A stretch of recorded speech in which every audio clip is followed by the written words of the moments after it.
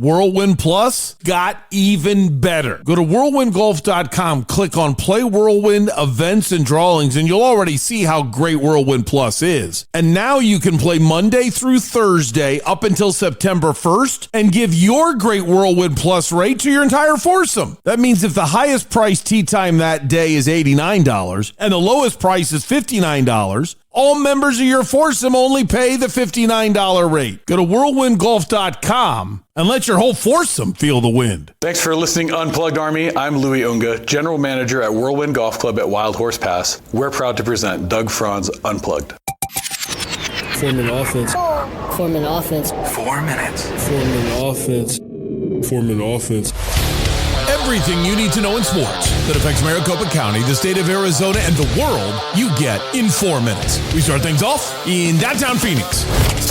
MLB trade deadline yesterday, 3 o'clock. The Arizona Diamondbacks pick up Lars Nootbaar in their only move, getting him from the St. Louis Cardinals. General Manager, Mike Hazen. Yeah, we think, as a left-handed hitter coming in, it's a good fit the way he goes about it. We've had some issues as we've gone through the season against right-handed pitching, so we felt like that was one of the bigger needs that we wanted to address. Diamondbacks give up one stud, starting pitcher Daniel Egan, and a reliever, Sandro Santana, from their minor league system. Later, Nick Picoro of the Arizona Republic reported that the Arizona Diamondbacks were very close to a deal with Mets starting pitcher Clay Holmes. However, the Mets backed out of the deal when they saw the medicals on some of the prospects the Diamondbacks were offering. A deal could not be restructured, and the Mets sent Holmes to Chicago. Now the game. Diamondbacks a winner 5-1. Brandon Pfaadt special. 6 2/3 of an inning. No earned runs. Manager Torey Lovello. Pretty special day for Brandon Pfaadt. To go out there and pitch into that 7th inning was fantastic, especially against a very offensive-minded team like the Padres with experience. But he kept making pitches, got into a really nice rhythm. Tim Tebow went 3 for 4 with a 3-run home run, while Perdomo and McCann each had 2 hits apiece. Standings. Phillies a winner, so the Diamondbacks and Phillies are still tied for the final 2 wildcard spots. San Diego and Miami are 2 games back.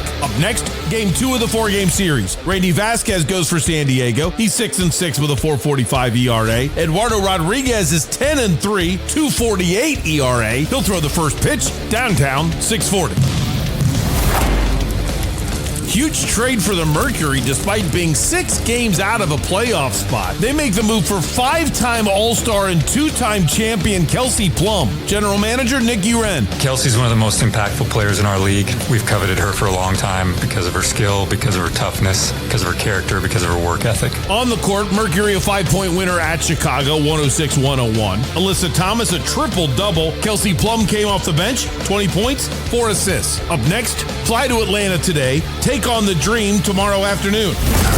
Cardinals had their penultimate practice that's open to fans yesterday in Glendale. Buda Baker and Paris Johnson each had a Veterans Day off. A little bit of news in the running back room. It seems like Troy Benson is the odd man out. Down to make it worse, he hasn't been practicing. Head coach Mike LaFleur. Just a little discomfort, a little flare up in the left knee. It was unfortunate because it was feeling so good, and I thought he was really getting his legs underneath him. I thought he strung together some good days. It was good news today that he was feeling much better. Up next, close practice today. Fly to Canton tomorrow for Thursday's Hall of Fame game against the Panthers. A fan came up to Devin Booker while Devin sat in his golf cart. He asked Book, who's the starting 5 for the greatest team of all time? Devin Booker did not put Michael Jordan in his starting 5. Devin Booker's opinions are now null and void on this show. A couple other trades that will affect the wild card race. The Phillies traded for hit machine Luis Arraez. San Diego traded for Robbie Ray and Casey Mize. One or both could pitch against the Diamondbacks in this series. And the Cubs grabbed Clay Holmes and Braxton Garrett. Soccer news, Mauricio Pochettino has been re-signed by the USMNT to coach through the 2030 World Cup. And Larry Berg, part owner of LAFC, has been selected to take over as the MLS commissioner when Doug Garber steps down at the end of the year. And finally, meet Michelle Hudson of Tiffin, Iowa. Michelle was arrested for doing one of the most Tiffin things you can do, a DUI. The vehicle she was driving was a Husqvarna, a riding lawnmower. Hello, Iowa. See, she hasn't been really playing very nicely. In July of 2022, she was arrested for a DUI in which her vehicle was at least a Chevy Trailblazer. Well, she was driving erratically due to the methamphetamine she was on. Well, her driving privileges were revoked. However, last week she just had to get to Casey's convenience store in Tiffin. You know how those people are at Casey's. So the only thing that she could drive without an ignition lock was a Husqvarna riding lawnmower. The lawnmower was pulled over. She failed field sobriety tests. I guess that means she didn't mow in straight lines. But she wouldn't give any cooperation for a blood or a urine test. So as of now, she's just been arrested for operating under the influence and driving while barred. Even on the official police paperwork, it says vehicle, make, husk, model, mower. Oh, now please remember, poor young Michelle is innocent until proven guilty, and do not count against her convictions of theft, possession of drug paraphernalia, criminal mischief, violating a protection order, methamphetamine possession, and a previous assault. Remember, her rap sheet means nothing. Just judge her by the actions on the Husqvarna. Now that they've stopped her from driving in her Trailblazer and on her Husqvarna, I am concerned of what her next choice of vehicle could be. I'm kind of thinking she's now down to one of those Barbie toy cars that you move with your feet. Bell's isn't your typical country bar with mediocre bar food. We are a scratch kitchen with chef-inspired dishes and the only place you can get the best sandwich in all of Arizona, our Nashville hot chicken sandwich. Come in for Whiskey Wednesdays to learn about and drink our famous whiskey selection. We have live music most days and all weekend as part of our honky tonk brunch. Bell's Nashville Kitchen on Main Street in Old Town Scottsdale. You found home, down home. Meet 13-time world pizza champion, Tony Gimignani. When you look at Slice House, I take everything out of the water when we make our dough. As you travel around and have franchises, you want your dough to be consistent. So the ovens, the mixers, to the starters, to the water actually that goes in our dough. It's quite different. The cheese we use is the highest quality cheese you can buy. It's the Ferrari of cheeses. Slice House is in Gilbert at Pecos and Val Vista, near Santan Ford. Hey, respect the craft. Okay, I'll admit it. I have no idea how I'm getting the show done on time today. There's so much stuff. An hour-long Town Hall Tuesday, the Major League Baseball trade deadline, the performance of the Diamondbacks last night, and the penultimate practice with pads in front of fans yesterday for the Cardinals. I mean, here we go. Good morning. Good afternoon, good evening. Whenever it is that you've decided to make Doug Franz Unplugged a part of your day, my family greatly appreciates it. My name is Doug Franz, and you have found the only podcast in the world totally devoted to the coverage of the 4 major sports franchises. Yes, the Coyotes count, of one great American city that drops on your phone each and every weekday morning. We also cover ASU, U of A, GCU, the Rattlers, the Rising, and the Mercs. This is Doug Franz Unplugged, presented by Whirlwind Golf Club at Wild Horse Pass. How are you? Don't really have time for it, but running out to Whirlwind today sounds like a good idea. What are you doing, Mikey? Sounds like a great idea. I discovered something yesterday that I never want to discover again. Jennifer, when was it? It was a week ago when I was in Ohio for my cousin's wedding. Jennifer invited some of her girlfriends to come over and, play games, stay by the pool, drink. And she bought classic margarita, a pineapple margarita that then we cut up. We like to cut up jalapenos and have a pineapple jalapeno margarita. And then she bought a mango margarita.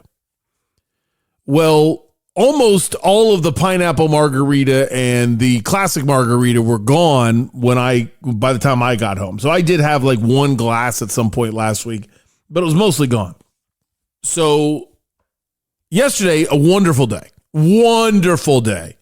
Went to Cardinals practice with my daughters. McKenna went right with me, and Vienna stopped by after work So it was just the three of us sitting there having a great time, great conversation about life with intern McKenna for a long time. And then we met, hopefully, 2 new members of the Unplugged Army, met David and Paul, who were sitting behind us, and they noticed my note-taking and started asking me questions. And then I introduced them. I introduced myself, said, hey, we'd love to have you start listening to the podcast and become members of the Unplugged Army. And they said they'd look into it, so we're hoping that they're listening today. And then the girls and I went home. Vienna had dinner with us, and we watched the Diamondbacks together. And I had a mango margarita for the first and last time. It was bad. It just smells funny. I mean, truth be told, I don't really know if I've ever had a mango. I don't think I have. I don't know if I would like it, but I know I do not like mango margarita. I don't like to admit publicly I really like margaritas. I mean, I really like margaritas, but they're not something that I should have very often, truth be told, because I drink like 4 of them like it's some kind of punch. And then all of a sudden the 5th one's like, whoa, I just had 5 margaritas. Like it's just crazy how easy they go down. It's not, I only like to drink them if I'm sitting outside by our pool. I know I'm not going anywhere that day. They're kind of like an off limit thing if I'm out and about, or I only have 1 or 2, because I gotta count, make sure, boom, I'm done with that. Not touching it again. Cause that stuff just woo. I drink those way too quickly. We have a ton to get through today. A ton. A lot of Cardinals notes from their team period. A lot of stuff on the trade deadline for Major League Baseball. And then, of course, Tuesdays are always busy with Town Hall Tuesday, especially with me being gone over the weekend. A lot of you had a lot to say over the last couple weeks. So if you're ready, it's time for Doug's Big One. It's my number 1 opinion of the day, and it's been Biggie-Sized by your local Wendy's. And just so you know, when I say your local Wendy's, I don't mean corporate Wendy's out of Columbus/Dublin, Ohio, called me up one day and said, hey, I'd like to sponsor Doug Franz Unplugged. We're talking about the local owners are members of the Unplugged Army. They listen, they're with us, and they want to invite you into one of their restaurants. And right now they got a small vanilla or chocolate frosty for $1. How about that? All right, let's roll. Doug.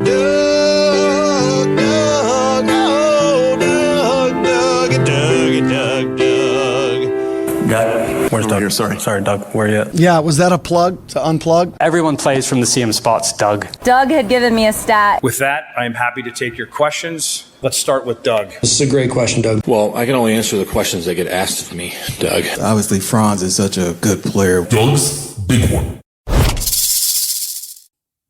I greatly respect what Diamondbacks general manager Mike Hazen tried to do.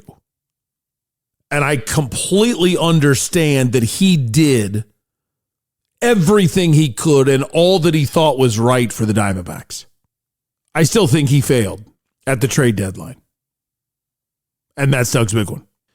The reason why I'm going down that road is I really want to stress, there's a part of me, I don't know if you ever noticed this from the old show.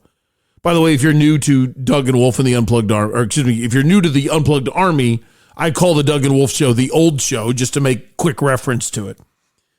I would disagree so often with Steve Keim about Cardinals draft picks. However, let's say he blatantly got one wrong. One of the most famous was not drafting DJ Metcalf or not DK Metcalf. So in that draft, Cardinals are picking in the, I think they had an extra pick at the end of the, wait a minute. Oh yeah, it was the Kyler Murray draft. And then they had traded, oh my gosh, I forgot the kid's name. Who was the 3 mistakes guy? Remember that? Josh Rosen. Wow, how bad is that? Josh Rosen's been out of my mind so long I couldn't even remember his name. Do you remember the kid, Josh Rosen, who famously says in the 2018 draft that there were 9 mistakes made in front of him, and then he narrowed it down to 3 mistakes because of the other 3 quarterbacks that were taken. So he thought it was a mistake that somebody drafted Baker Mayfield and Josh Allen in front of him. And he said that famous line. So the Cardinals dump him, and they get a second-round pick for him, and they draft Andy Isabella, and then 3-4 picks later, the Seahawks draft DK Metcalf. My point, even though it took me a while to remember all the pieces, was that I didn't necessarily rip Steve Keim that hard for passing on DK Metcalf. I talked negatively about the drafting of Isabella. If you want to know my exact quote, it was, I saw Isabella hurt Florida pretty good. So I can see why there's a little bit of a flash there, but I think he's just too small for the NFL game. I don't think his hands are good enough. I think he just got lucky. So I ended up being right about Isabella, but I never ripped him for not choosing DK Metcalf, and here's why. I watched every single game of DK Metcalf's at Ole Miss, and I came away saying, that guy can't catch. That guy doesn't focus enough on his routes. He had so many drops. When you look at him for the first 3, 4, 5 years of his NFL career, I was dead wrong. And I don't believe as a talk show host I should just rip the GM for clearly getting the pick wrong when I got it wrong too. I was half right, don't draft Andy Isabella, but I was dead wrong on passing up DK Metcalf. So when I get it wrong, I don't blast the GM for making the same mistake I did, because what did I know? I just find that hypocritical. Okay. The reason why I went back in time there is because I want you to know that if I am sitting in Mike Hazen's shoes, we might end up in the exact same spot. And I would say I failed. I would tell you that I failed as the GM because I think he failed. I don't think he got the trade deadline right, and I understand totally what happened. So here's what I mean. That's kind of a long setup. I'm sorry about that. If I had time, I'd go back and edit it. But it's 3:56 in the morning right now, and I still have to edit Town Hall Tuesday. So I'm a little behind the gun here. The reason why I think he got it wrong, I like the trade for Lars Nootbaar if you did more. I don't like the trade for Lars Nootbaar in a vacuum when that's it. So let me kind of walk you through the way I think things happened throughout the last 48 hours. I did not know about this trade. Give credit to Nick Picorro. Give me no credit. I didn't know the Diamondbacks were in on Clay Holmes. Excellent pitcher with the Mets. So they're trying to get their hands on Clay Holmes. They get a deal done. The deal is done. Both sides have agreed, we'll trade you these players. Okay, we don't know who it was, but that's over. Then, while other starting pitchers are being traded that the Diamondbacks had an opportunity to get, they stopped pursuing other starting pitchers because they thought they had Clay Holmes. Then, as the Mets, they have every right to do this. They didn't do anything wrong. As the Mets looked over the medicals for the players that the Diamondbacks were sending, either one or multiple, I've heard one, but I'm not reporting, they didn't like the medical outlook and they nixed the trade. So now the Diamondbacks have missed other pitchers. They tried to rework the trade. They tried to come up with other players. And the Mets felt like with the player that they were telling the Diamondbacks to pull off the table, the new Diamondbacks deal wasn't as good as the Cubs deal. And then they finished the deal with the Cubs. And the Cubs got Clay Holmes. The Diamondbacks were already in talks for Lars Nootbaar, so they're probably thinking, we don't need to go after any more pitching. We're going to get pitching back from the injured list. Now we are adding Clay Holmes. Let's double down. Let's get some help against right-handed pitching offensively by getting Lars Nootbaar. Now we're ready. If you trade Daniel Egan, who's a very highly regarded starting pitcher from the Diamondbacks farm system, and a reliever, Sandro Santana, that I have to admit to you, I don't know anything about. I read some things about him. I don't know much about him. I know Daniel Egan. I don't think you trade Daniel Egan for Lars Nootbaar unless Lars Nootbaar represents the last weakness you have to go to the World Series. Like, I don't care who you trade if you honestly believe this is the move that gets us to the World Series. Now, nobody can actually say that. You don't know what's going to happen. But you can look at your team and say, this completes us.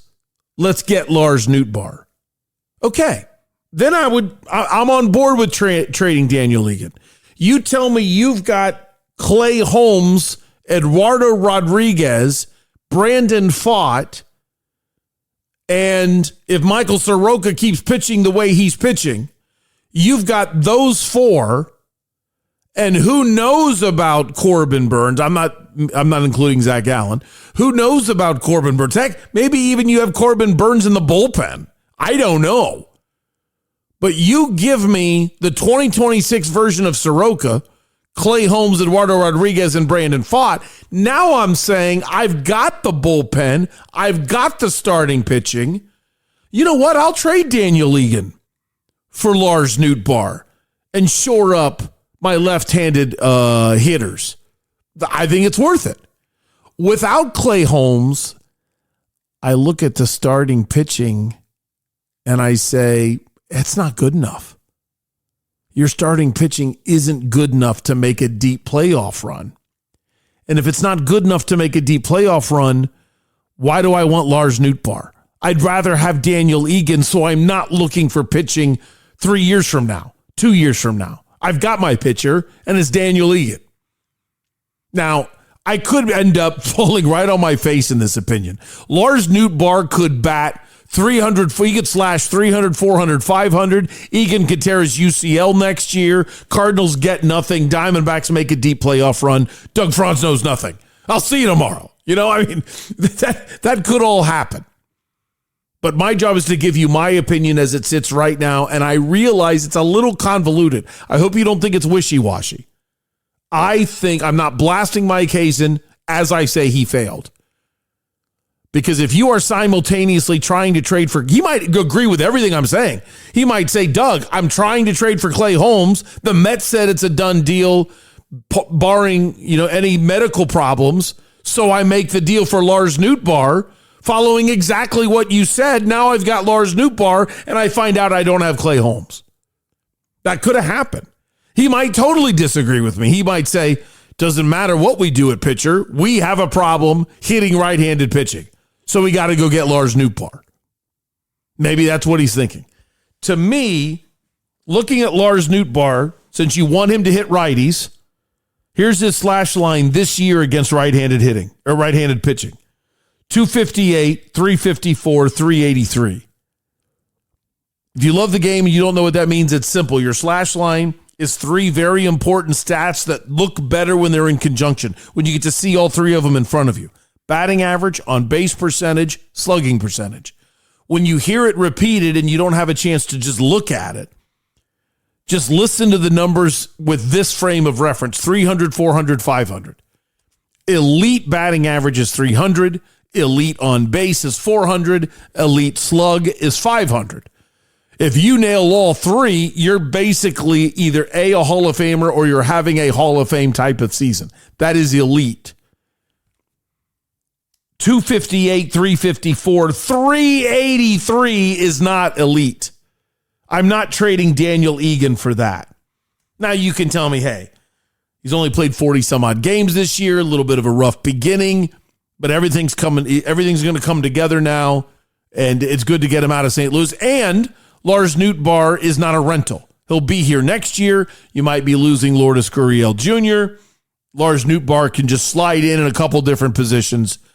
We're good. This is about 2027 as well. There's some good points that can be made.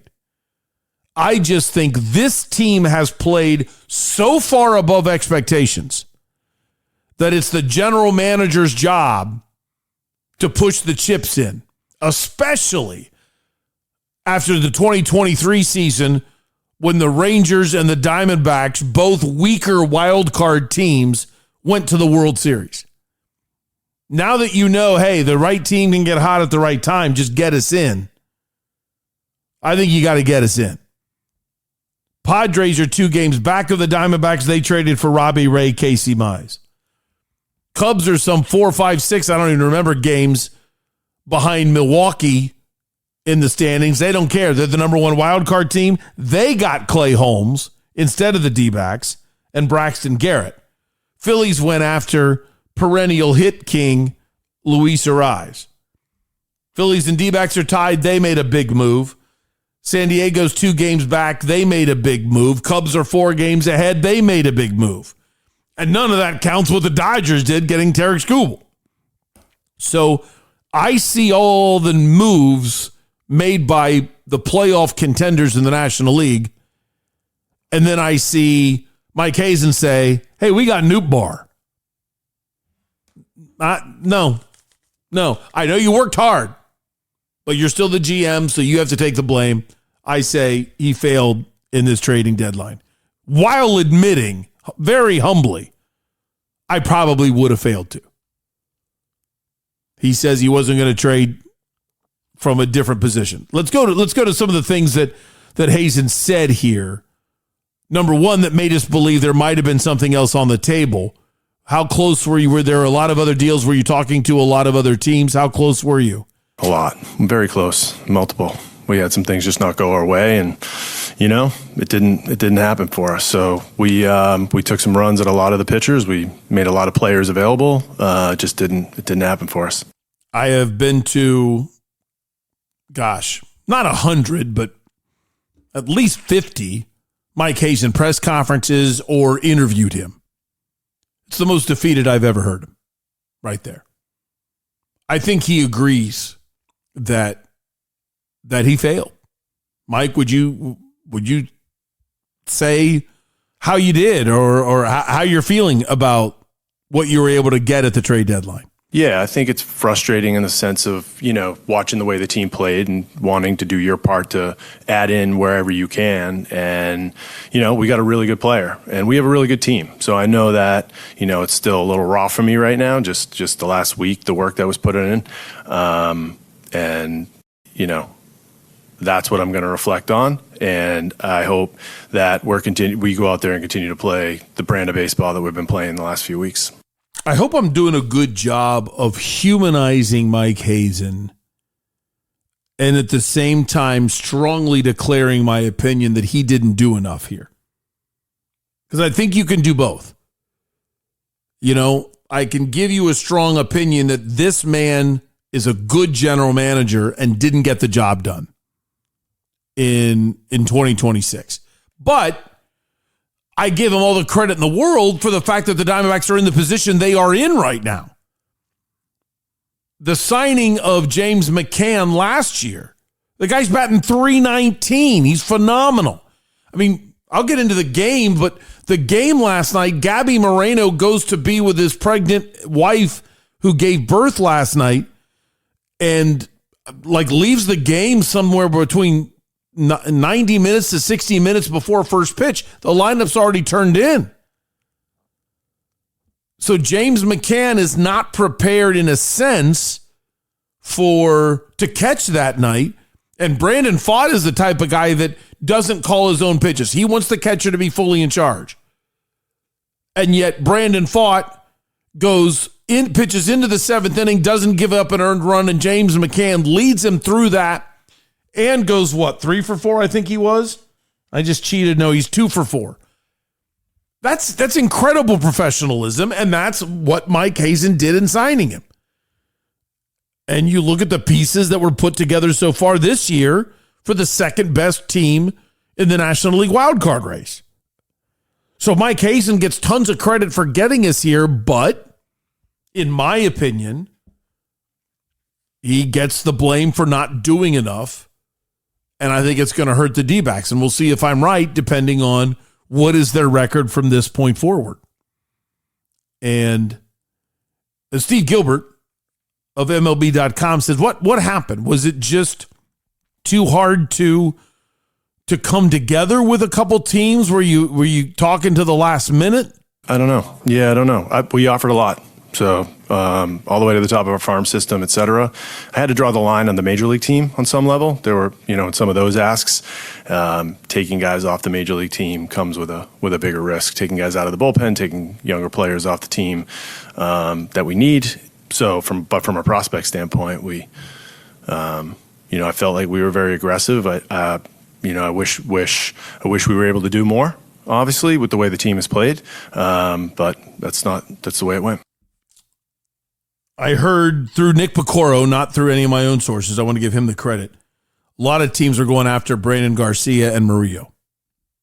Like any move that you wanted, almost any player that you wanted, maybe the Diamondbacks could have got him if they were willing to give up Murillo and Garcia. I think that was the right move not to trade them. I think that was the right move.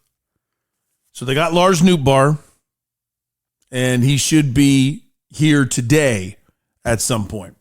Now, if you want a positive about Lars Nootbaar, he's had a wonderful career. And he's a former teammate of Nolan Arenado in St. Louis, and Nolan is jacked up to have him. He thinks this is a really good addition. So you can at least say good clubhouse guy, the positive things if you want to find positives. Hardcore numbers for 2026, not a lot of positives. Talk about the game in just a second, but I want to tell you about Santan Ford. If you're a Diamondbacks fan, you're watching the Diamondbacks and you're seeing the fantastic commercials with Tim Hovick of Santan Ford. Let me tell you about the staff at Santan Ford. When you talk to people at Santan Ford about Tim Hovick, I don't know where you work if you speak glowingly about your boss. People love working at Santan Ford. They're thrilled with the way they are treated. And I think you feel that when you go there. I think when employees are really happy, that gets passed on to customers. They know they're supported by their ownership, and they know if they do the right thing, that they're going to be supported by ownership and you'll come back. I think you can feel that. If you're in the market for a new or pre-owned car, just email me, Doug at DougFranzUnplugged.com, and I can get you a friends and family discount because you're a member of the Unplugged Army. Go to SantanFord.com. I am Santan Ford. Okay, let's talk about the game. Diamondbacks a winner last night, 5-1. Very well played game. Brandon fought special. 6 2/3 of an inning. Got 2 outs in the 7th inning before he got pulled. And oh shoot, where's my score? Okay, I must have left my scorecard upstairs. So stop the tape. The next 4 seconds actually counts as 90. Okay. Yeah, I really did. I just ran upstairs and I stopped the tape and then re-recorded. And then I got to tell you, I ran upstairs. We just call it Daddy's room, which is the media room where I do most of my work, nice speakers, things like that. It smells terrible up there. Like as soon as I walked up the steps, I could smell the leftover mango margarita in the glass I left up there from last night. Just reeks. That stuff was gross. Okay, anyway. Now that I'm looking at my scorecard, top of the 7th inning, put out Manny Machado on a ground out. Then a rare error on Nolan Arenado after a walk, and then a base hit. That just made it a mess after that error.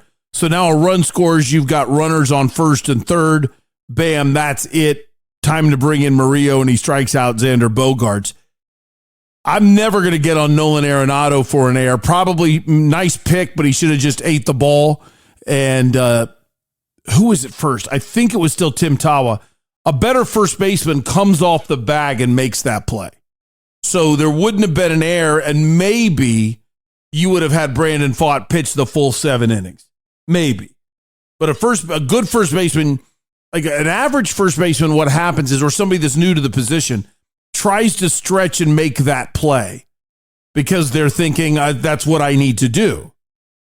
But a good first baseman immediately recognizes as soon as they see the trajectory of the ball, that's not worth it. The chances of me making an incredible stretch and keeping my foot on the bag are so slim. I just got to come off the bag, especially because there's somebody at third. There's somebody headed to third. I need to make sure I keep this ball in front of me. And Tawa didn't do it. But Pfaadt was great. Here's Torey Lovullo on his opening statement to the media, and most of it's on Brandon Pfaadt. Pretty special day for Brandon Pfaadt, to go out there and pitch into that 7th inning was fantastic, especially against a very offensive-minded team like the Padres with experience. But he kept making pitches, got into a really nice rhythm. I thought he and McCann were lockstep and just getting after the right pockets of guys at the right time, the right way. Overall, he set the tone for us. Let us get a little bit of footing. We had that big 3-run home run by Tawa. We built innings early. We just couldn't get that big hit.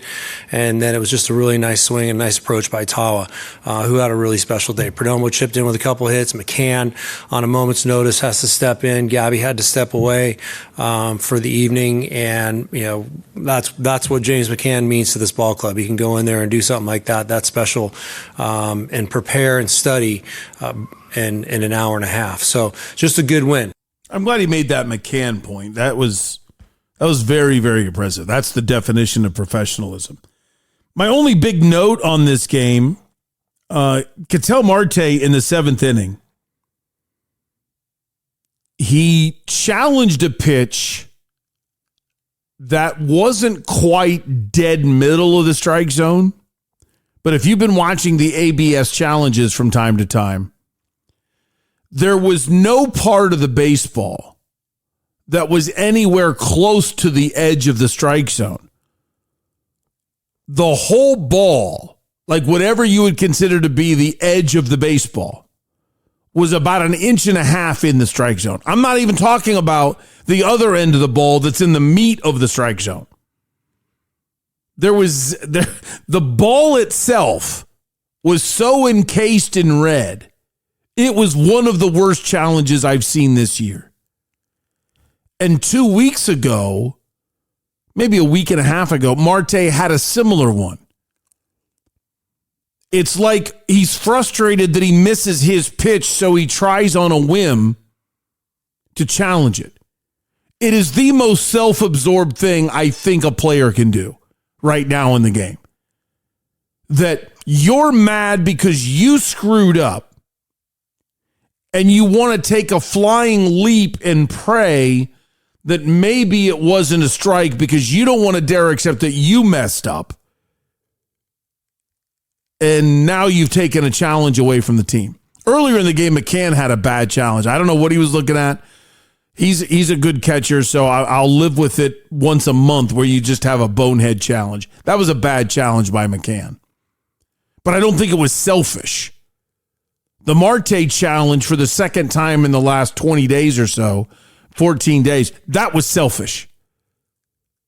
And it's to the point where Torey Lovullo has got to have a conversation with Ketel Marte and show him how bad he missed it and explain to him that you are getting fined the next time you're wrong. It's an actual team fine. You're so bad at challenges that you better be sure. And it's really crazy because Ketel Marte struck out on a pitch about 2 weeks ago that was 100% a ball, and he didn't challenge. He just walked away. I mean, I don't understand why Marte's here. He should have been traded in the offseason. And this is the kind of mental lapses that are inexcusable, and I think they occur because this organization continues to treat Marte with kid gloves. I mean, dropping him down to cleanup, that is a pretty strong move to show him you're not getting it done. It's crazy that the Diamondbacks are having such a good year. Corbin Carroll's batting .247 as leadoff. Perdomo's batting .239 as your number 2 hitter. Marte .251 as your cleanup hitter. Nolan Arenado batting .243 as your number 5 hitter. Amazing. It's just shouldn't be happening like that. Okay, some of the things that Torey Lovello said before the game. First of all, but it's a huge win. You know what, before I go, my mind went a little too fast there. Celebrate this win. That was a huge win yesterday. 4-city road trip. You go 6-4. You're feeling good about yourself. The Padres only had to fly in from San Diego. Diamondbacks fly all the way in from Cleveland after a rain delay. Then the Padres finish up and they make 2 major trades for Ray and Mize. So your organization is saying, we're going to find a way to make you better and we're going for the playoffs again. The Diamondbacks only bring to the table Lars Nootbaar, and their shortstop, Geraldo Perdomo, had even said, we need 2 starting pitchers and a bat. So in my opinion, there's failure from the general manager, success from the opposing general manager for a team in your division who before the game is only a game behind you in the standings. They had a 40-minute flight. You had a 3.5-hour flight after a rain delay and a 4. Everything spelled mental checkout yesterday for the Diamondbacks. They win 5-1. It's a great win. That needed to be said, especially with all the negativity I was bringing about Hazen. So now, let's take a look at what Torey said before the game. I think this is important. Number one, here's a big, long health update that does make you feel pretty good. Okay, let me start with some health updates. Corbin Burns out to 105 feet. He's thrown a flat ground, and he will begin his bullpen progression this week. He was just in my office when I came in here and said he feels really good. He is very encouraged by how he's feeling. He's very anxious to get back. He understands what's going on here, and if there's anybody that will cut things short and make it happen as fast as possible, it's Corbin Burns. So it's good news on him. Gallen is out to 120 feet. He has a Wednesday update appointment, and we'll find out what the next stages are. The next one would be a flat ground. Let's see. Gurriel is increasing activity. He will also have an updated appointment on Wednesday before we start to ramp up baseball activity. Dre Jameson threw his pen, 25 pitches. He'll throw a sim game tomorrow. Jordan Lawler, we have some people that are out on rehab, so I need to get those to you right now. Jordan Lawler has played in a couple bridge camp games. He'll play in AA Tuesday and Wednesday. Have an off day and then figure out what the next steps are. J Mart has thrown in that bridge camp game on the 1st and is out to Visalia to throw tomorrow. And Soroka, 4 pens, 1 sim game, 1 bridge camp game, and out to Reno today to throw 4 and 65 for Reno. Aside from that, everything is fairly status quo. Tommy Troy, hopefully we'll get into some bridge camp games later this week. The range of motion is improving. Baseball activity is improving. Oh, and also Blake Walson will get out to Reno tomorrow. So that's also good news. He's thrown 3 lives in 1 bridge camp game. And Blake is, I don't talk about him very much, but he's making his way and he's getting healthy. And he's always a very interesting piece for me because of the way he throws strikes, commands the ball from the left side. Okay, that was kind of rapid fire there. Maybe it was a little hard to follow, but if we slow it down, Corbin Burns soon to throw a bullpen. They think he'll be back. He thinks he'll be back at the end of the month. They say he'll be back at the beginning of September.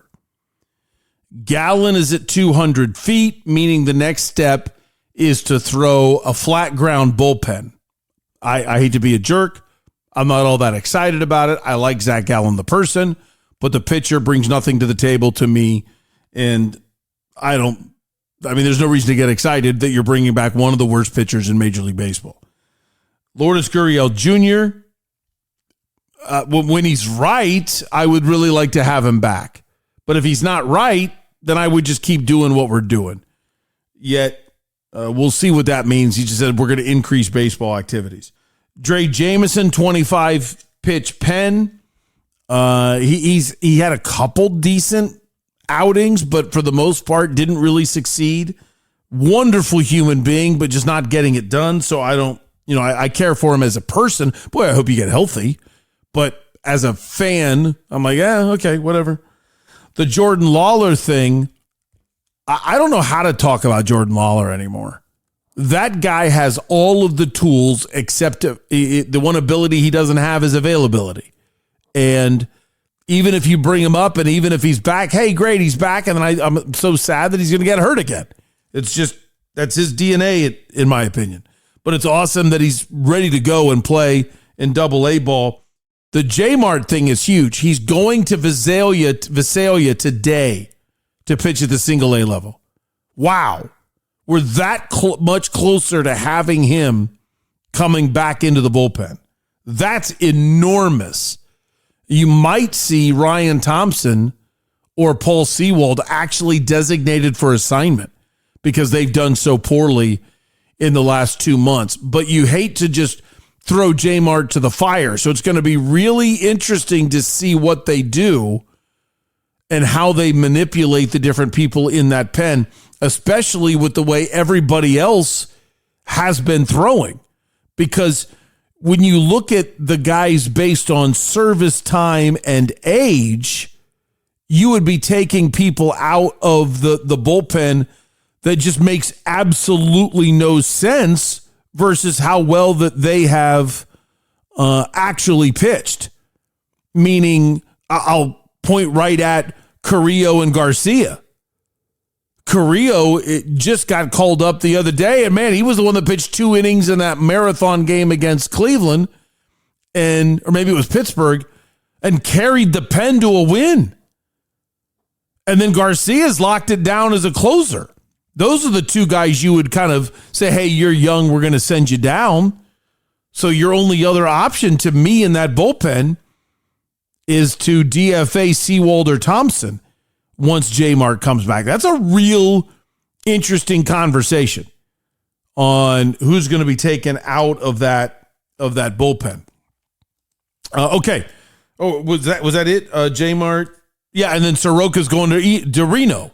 So that's if he comes back pitching just as well as he was, it's almost like picking up a huge name at the trade deadline.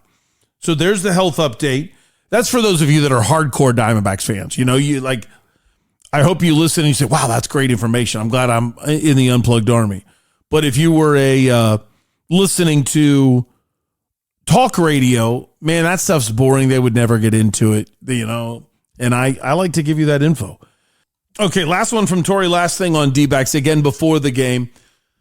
He was asked about only making the move for Newt Barr and where it stands and kind of the age-old thing with players of you're getting geared up. You want to see the organization and management come up big for you and give you a big push when other teams are making moves. And sometimes there's a big letdown when the team finds out, all right, we're not getting anybody. And there's always spin when that happens. So here's Torey Lovello's spin that's great. I'm glad we're not getting anybody. The fact that things didn't happen, and I know that he probably talked about some potential opportunities that things were going to take place with you guys. I'm fine with that. I actually like it. I believe in the 26 guys, and I know that we're going to get a new addition in here. So it's 26 plus 1, and our guys are a good baseball team, and I'm super excited about knowing what direction these guys will go in, and I don't have to pull 2 or 3 different guys from other organizations and put them on our page. We're ready to play our best baseball today, and I think it made a statement, and he said, you're good enough, and I like that idea. So Newbar will come in and he'll fill in for Gabby Moreno. Gabby's on paternity leave. I believe you're allowed to be on paternity leave for a week. I don't know how long Gabby's planning on doing it. And then once he comes off of paternity leave, you've got to make a roster move. And that will probably be sending Adrian Del Castillo down. He had a couple hits on the road trip, but nothing that I would say was sustainable enough to where you would move on. And Adrian Del Castillo is a lefty, and one of the reasons why you got Nootbaar is you're thinking we're not getting enough hits off right-handed pitching. So you're not going to keep your one guy that's designed to get hits off of right-handed pitching and keep him while you still have Lars Nootbaar there to do that exact same thing. So I'm betting ADC will be sent down. Okay, D-backs Padres tonight. If Erod has another good game and can pitch into the 7th inning, you'll have back-to-back games into the 7th. Low bullpen usage. That will be huge for the rest of the series when you might have Drake and Bratt pitching, and they've been kind of not really eating innings as rookies as we still wait for Soroka, Gallen, or Corbin Burns to come up. All right, coming up next. I went to practice yesterday. Let's look at Cardinals notes, and let's talk about a bad showing from Carson Beck. Coming up on Doug Franz Unplugged, presented by Whirlwind Golf Club at Wild Horse Pass. Go to ParkerPaysYourPower.com. Nominate a friend, a coworker, anyone you know that's going through a tough time. Parker might choose them and pay their power bill. Go to ParkerPaysYourPower.com. It's big, it's juicy, it's meaty. Get your burrito at Burrito Express. If you're having a hangover, a bad day, even a good day, still get your burrito at Burrito Express. It will make you feel better. Come check us out at Goodyear Fit Body Bootcamp. We're on Estrella Parkway, just south of the 10. My name is Aaron. I also go by AG Kleino on Twitter. I've been in the Unplugged Army since the dark days. And my message to the listeners would just be, as far as Goodyear Fit Body Bootcamp is concerned, is it's not selfish to care for yourself. At Goodyear Fit Body Bootcamp, we strive to inspire fitness and change lives every day.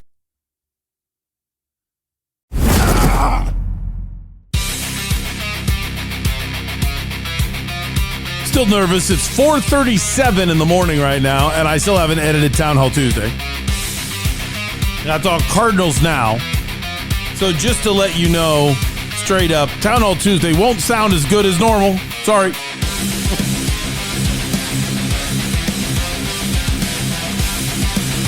What I mean by that is Town Hall Tuesday, because of the way it's recorded in this little room with two different microphones, there's mic bleed on both of our microphones, so it really pulls in the breaths.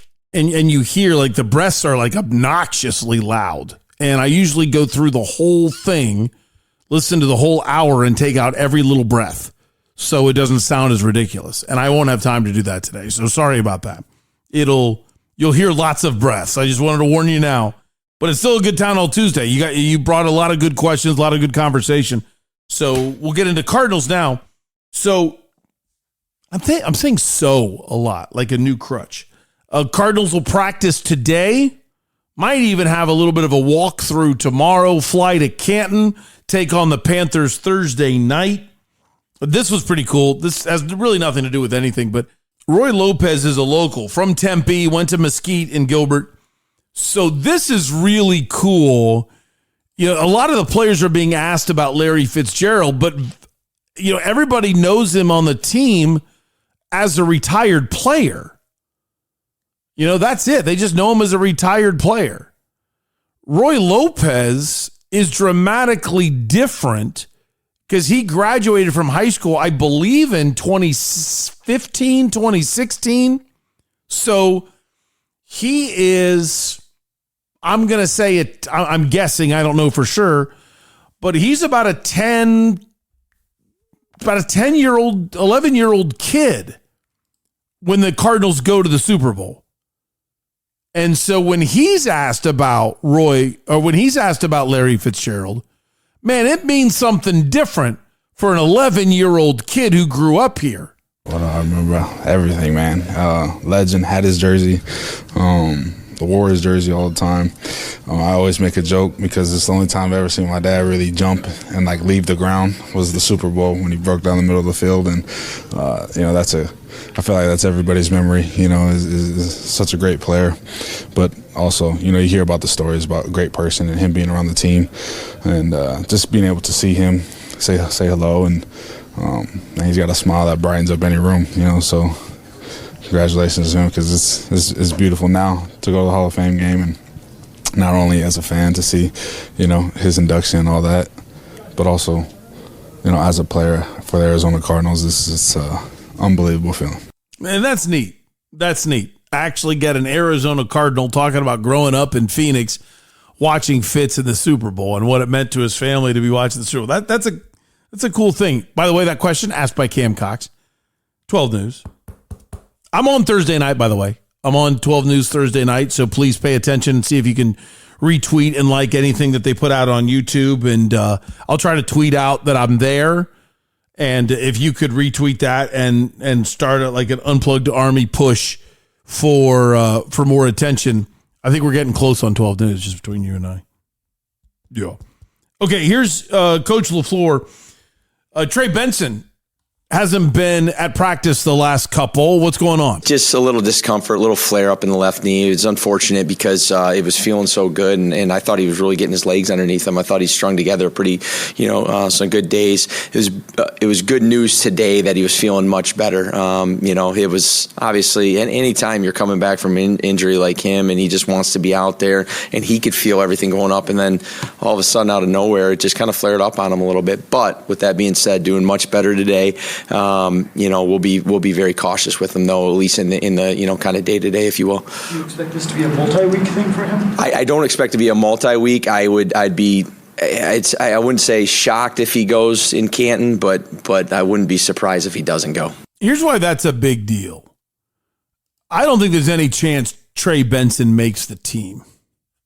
I don't. I think it's going to be Algier, Jeremiah Love, James Conner, Bam Knight. They're going to carry 4 backs, and I think it's going to be those 4. I don't think Benson makes the team. So there's 2 things that he would really want to do. Number 1, be able to be practicing. He needs to be practicing to give him a chance at making the team.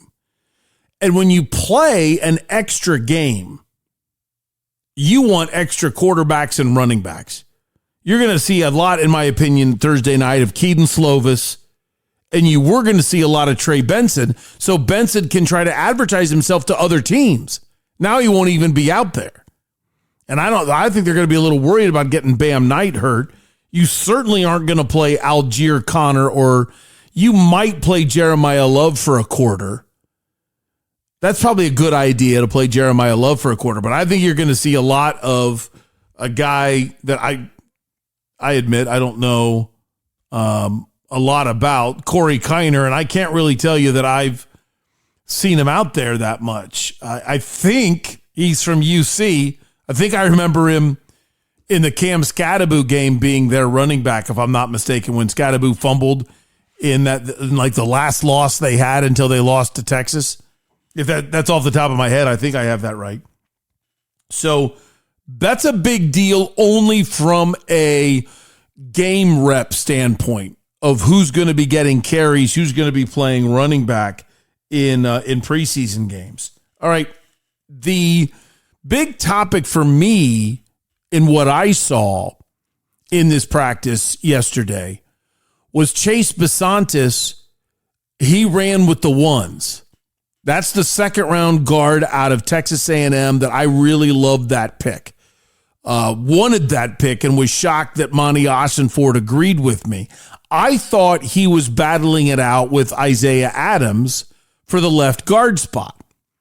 Well, I believe, and I have it here in my notes, that Sayamalo was playing at right guard, Besantis at left guard when the team period started.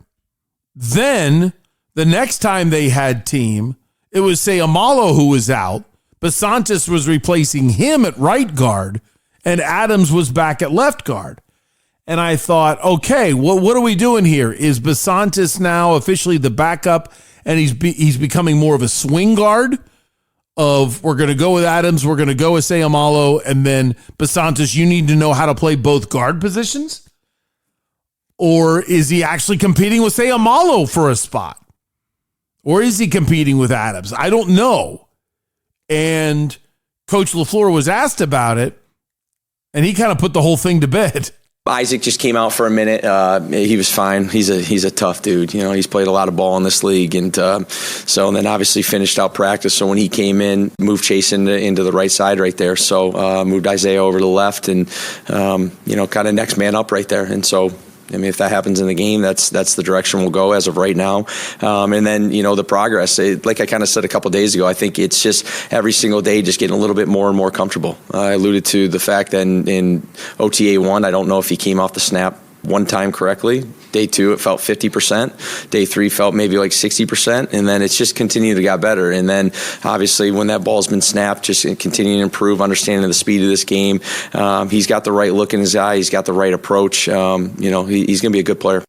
I got one more from LaFleur to play for you, but I'll drop it in the middle of my notes as I go through my notes. Now, this is a new segment, as I got enough feedback on Town Hall Tuesday that people liked it. So I'm going to stick with it, where all I'm doing is I've got my phone in front of me. I turn the microphone on and I take audio notes of everything. And then you can understand that Siri doesn't do a great job of paying attention and really struggles with, listening and writing exactly what I say. So that's it. It adds some intrigue because I have to try to figure out, all right, what is that actually saying? But here we go. O-line, D-line, John Gaines, excellent rep, good punch. John Gaines had a bad practice on Friday. Other than that, he has been doing fantastic at guard and center. I don't think it's crazy to say John Gaines could be starting at center by the end of the year. Not at the end of camp, but by the end of the year. Aiden Connor, good slide. It says DeSantis. I don't think I was talking about the Florida governorship. DeSantis is what I know that I said. Very smooth, good kick. Josh Fryer, lazy punch, easy to get around. That was he's had a good camp, but that was a bad rep. Okay, the first team session. It says Algeria. I didn't realize the entire country was running the football.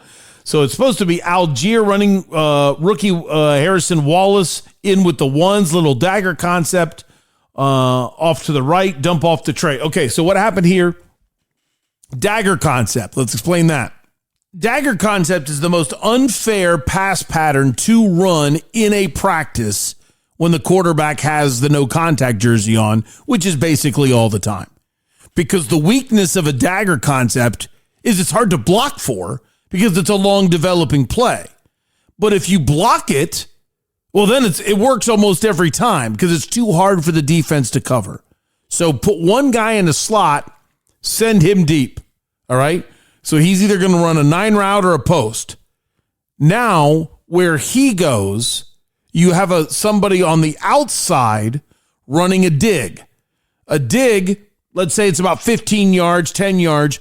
You run straight down the field and you're selling on your team, or you're selling to the other team, you're running a 9 route. So it looks like you have 2 guys running straight down the field, one on the seam, one over on the outside the numbers. So you're trying to sell that. We're both going deep. We're both going deep. Safety, you better be worried. We're both going deep. Then at about 10 to 15 yards down the field, you plant that outside foot as hard as you can and cut right across the middle of the field. What that does is everybody's running deep with the slot guy, and now you are cutting inside and hoping the slot guy has cleared everything out. So imagine if you're covering me and I'm in the slot, I'm now running deep. And as I'm running deep, trying to sell it to you that I'm about to get the ball, my teammate basically runs underneath me. And now he's open middle. I'm trying to get open deep. And then there's a thing called a sail route, which basically you're going across the entire formation. So you probably know what a slant route is. So while this dagger's going on the right-hand side, let's say I'm on the right running the deep route, somebody, a teammate, a receiver is over on the left side of the formation. And he doesn't really run a slant, but it's kind of like a slant that's curved. instead of running like 3-4 steps straight up the field and then cutting, what he does is he kind of runs like a banana route, only about 3, 4, 5 yards deep. So what his job is he's trying to have all the linebackers look at him.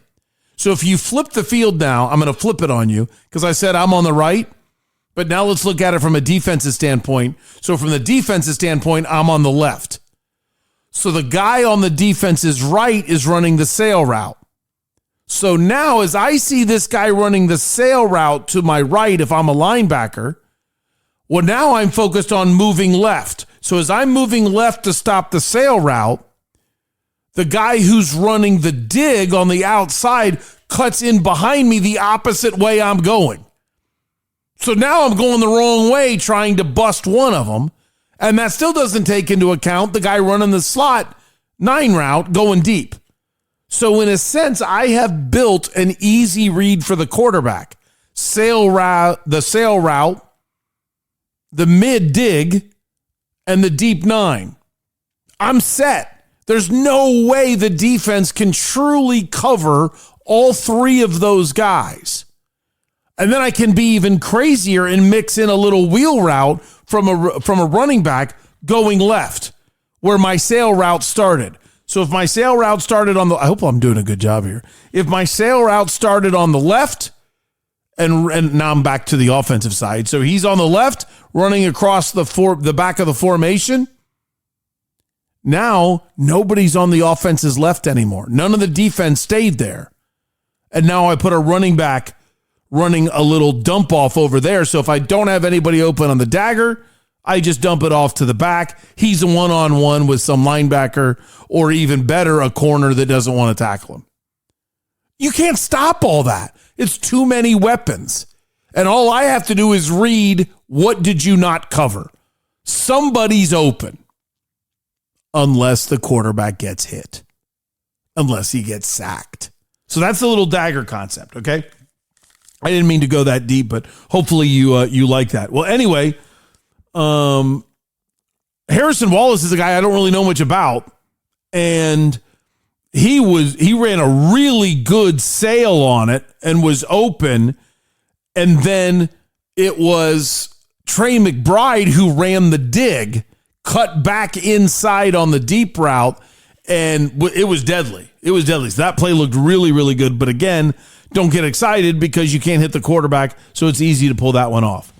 Isaiah Adams had a good pull, got to the sidewalk quickly, Algiers off tackle. So that was Adams is playing left guard.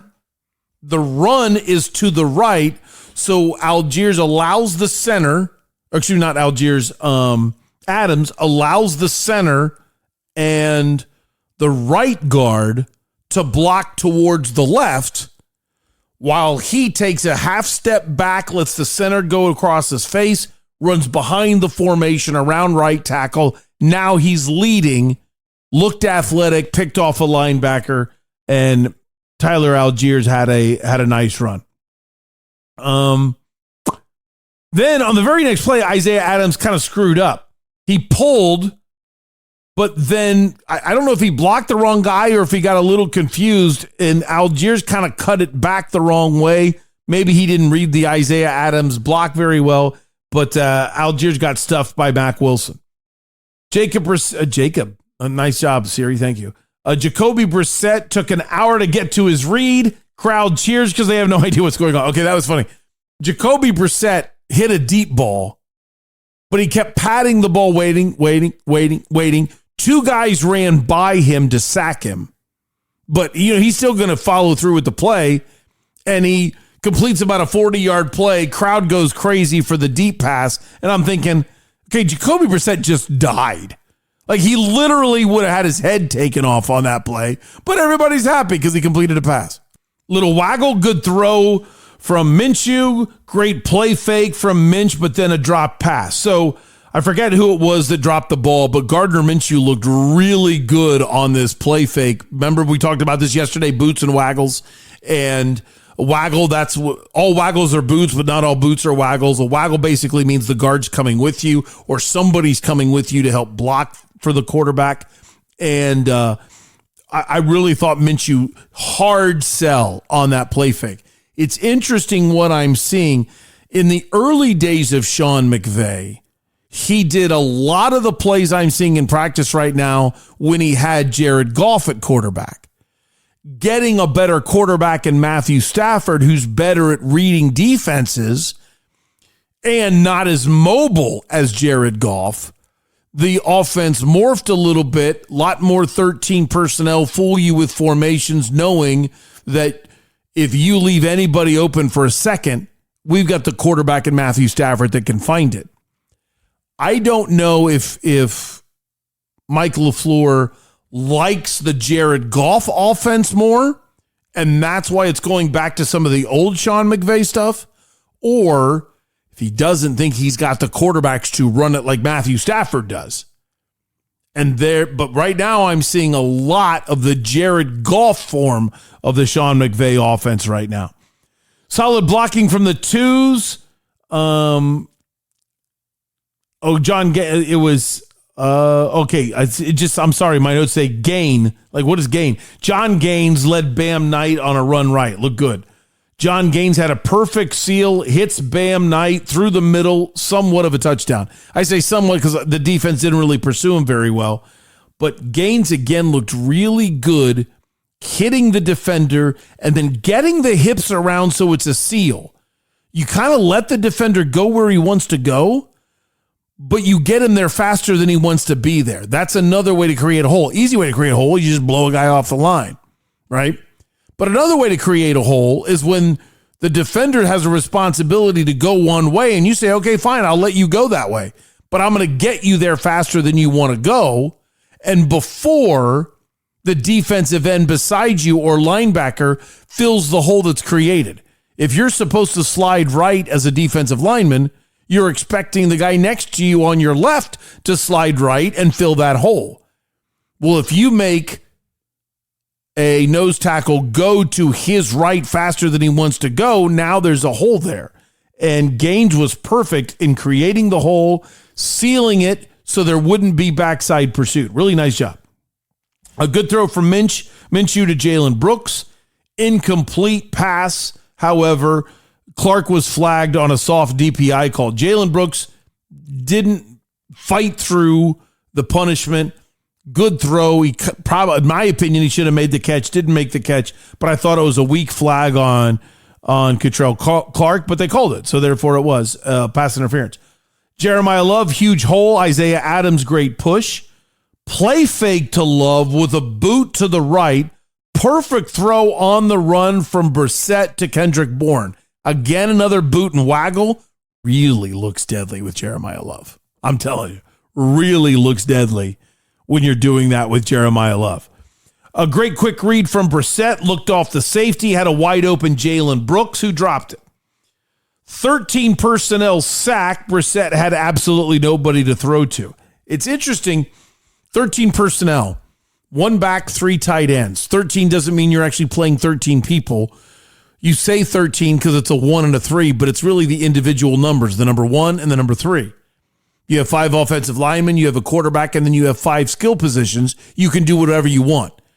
Well, anybody who's not listed is a wide receiver. So 13, you're describing how many backs and tight ends you're using. So 1 back, 3 tight ends, kind of like almost a goal line thing. It became a staple of the Sean McVay offense in the last couple years. The one negative of it is they tried a pass pattern out of it, they ran a play fake, and therefore it's like, okay, look, you thought we were going to run, now we're going to pass out of this set. Well, nobody was good enough to get open. So when you run 13 personnel, but you pass out of it, you better have the weapons to get open. And they didn't on that play because you don't have as many wide receivers. 13 personnel, you've only got 1 wide receiver in the game. So he's got to get open. Carson Beck, it says boo and waggle. Boot and waggle, either threw it way too high or under. Oh, this was terrible. Okay. This was an interception, and it goes back to what I told you. This is where I'll play you sound on Carson Beck. This was an interception he threw that was a disaster. And do you remember on yesterday's show, I told you I like so much of what I'm seeing on Carson Beck from the pocket, but the boots and waggles, he's not doing well. And he's athletic enough that he should be able to do well. But when I saw him on Friday, he was guiding all of his passes. He wasn't just letting it rip. And he was putting the ball behind people. He wasn't hitting people well. And you could just tell he's trying so hard to be perfect. Well, now it was the exact opposite. He had a guy that I would say was pro open, not college open deep, and a guy that was pro open, not college open short. Now, what the difference is, what is considered open in the NFL might be covered in college. You might tell a college quarterback, don't throw that, he's covered. But in the pros, the coverage is so good that if you don't throw it, you'll never get it complete. You've got to put it in a position where only your teammate can catch it. And that's how you fight great coverage. Well, both guys on this route were covered pretty good in college where you don't want to risk it. But in the pros, there was a little bit of room to put the ball in. Carson Beck threw it over the short guy and under the long guy. So you call it read it high to low. Most teams coach high to low. Some teams coach low to high. So what that means is if you're being coached to read it high to low, that goes back to no risk it, no biscuit from Bruce Arians. You're looking deep. Make a chunk play. Is he open? If he is, stop looking around for another receiver. Throw it right now. But if he's not open, you read high to low. So now you go low. Is the low guy open? I have no idea who Carson Beck was throwing to because the throw was so bad.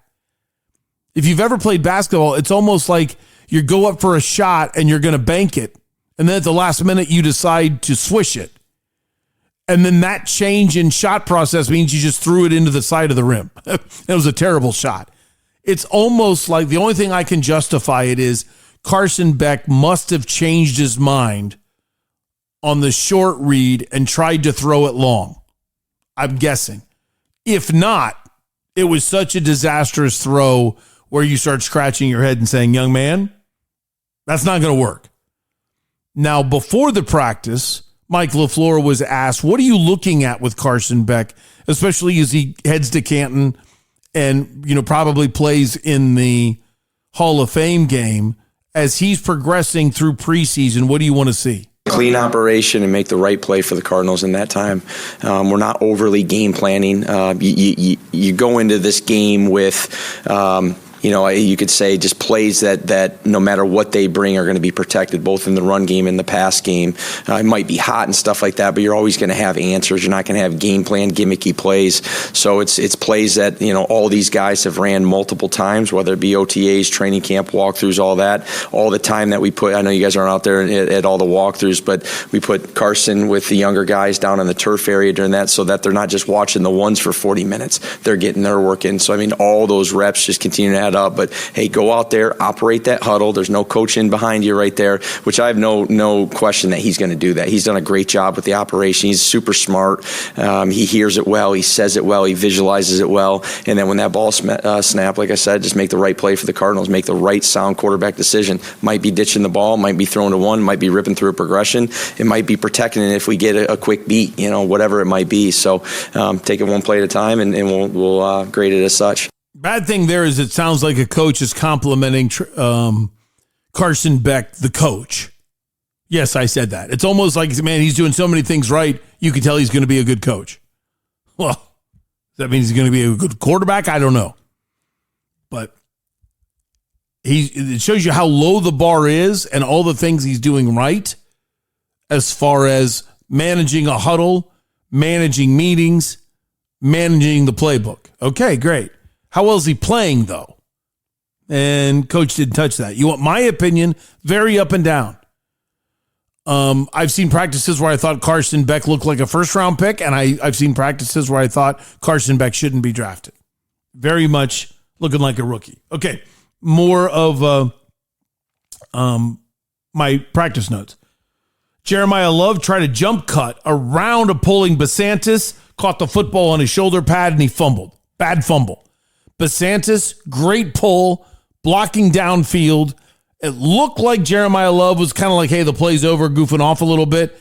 But he tried a jump cut around Basantis and hit the ball on Basantis' shoulder pad, and he fumbled. Cody Simon came in on a blitz. Isaiah Adams late coming across. Nice throw, however, to Trey McBride, but that play probably would have been a sack. Play fake from Minshew on a half roll. Great throw to Jalen Brooks. Brooks so far has made the tough catch, but he's not making the easy one. Number 45 out of Auburn, Fairweather. Don't know much about him. Came across the middle, made an incredible contested catch, reaching back over a defender. It says Damn Night. Looks fantastic. I think that's supposed to be Bam Night, Siri, not Damn Night. Great jump cut. No one else sees this, but John Gaines is doing better than Yetta. That's kind of me making my own personal note. Maybe I shouldn't have read it because I don't want anybody to know that I'm thinking that. Tight end Kenny Yeboah, 6th year out of Ole Miss, sits down his route, and it means he never looked off the safety away dump off perfect.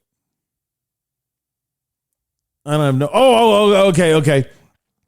That means the tight end made a really nice sit down, and the quarterback scanned the field. I believe it was Gardner Minshew, then kept the safety away, and then came back to the dig. I think it was a dig.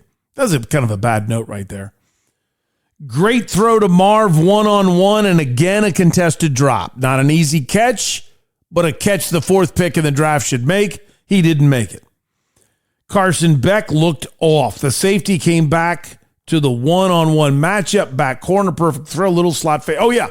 Love this. This was a touchdown pass from Carson Beck. Whoever it was in the slot ran up the slot and then faded into the back of the end zone, in which underneath there was a little bit of a 7 route, some kind of stop route to more like a 5 route to keep the defenders away and force the safety to come all the way over to a slot fade. Carson kept looking down the middle of the field, holding that safety, and then hit the slot fade, and the safety had to run way over. Really good from Carson Beck. Basantis ran with the ones in first team. Now Salamea is in with the ones for second period. His name is not Salamea. It is Sayamalo. I'm just making up names. Little dagger concept again. McBride open up the scene. Good block by, I even wrote here, Sammy Leo, or however you say his name. I'm really struggling on the fly with Sayamalo, but when it's in front of me, I get it right. Deep ball to Marv. Nice block by the left tackle, but I didn't see who it was. Straight 9 route. Marv with a good diving catch. Hey, there you go. Marvin Harrison. Carson Beck stares down receivers during the 2-minute drill. Good feet, good setup, but he gets too excited, rifles the passes with no touch. That's a great little piece of info right there. Hey, good note, Doug.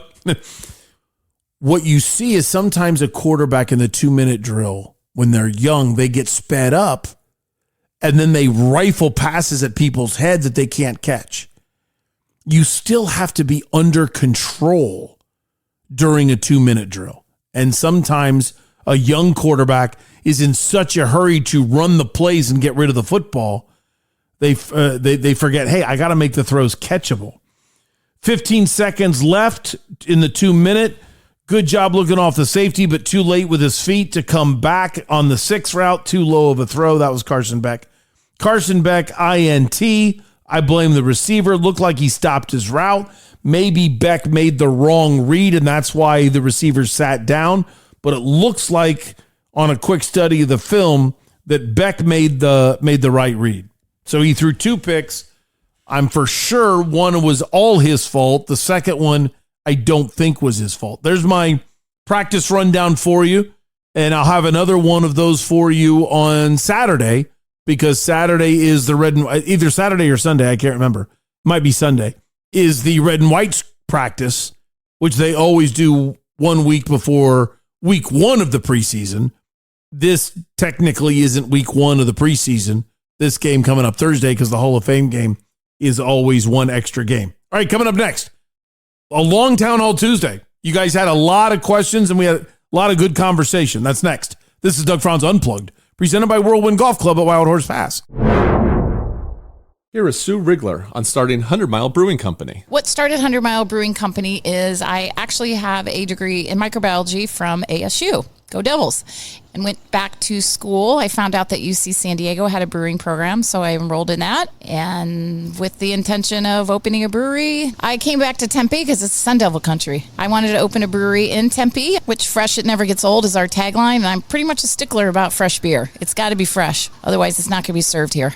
This is Angie, the owner of Penny Royal Promotions. Something that experience does for us is somebody might come in and they've been turned away from several other shops because their project might be a little too complicated or time consuming. My crew can go in, look at the project and say, here's what we can do to get it done, number one, and probably save you money. So they're very, very good at not saying no. Something will work. We just got to find out what works best for our client. That's what we do particularly well. Hear ye, hear ye. Oh yay, oh yay. It's time to call a town hall meeting.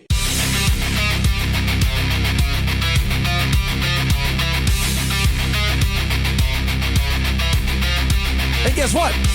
It's a Town Hall Tuesday. Why am I getting the evil stare from my beloved wife? Because I know you're going to want me to try to recreate what we just did without What did we just do? Nobody knows. We didn't do anything. Recording.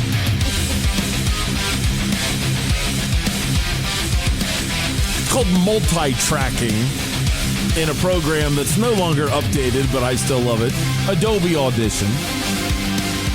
So there are 3 red little R's, which stand for recording.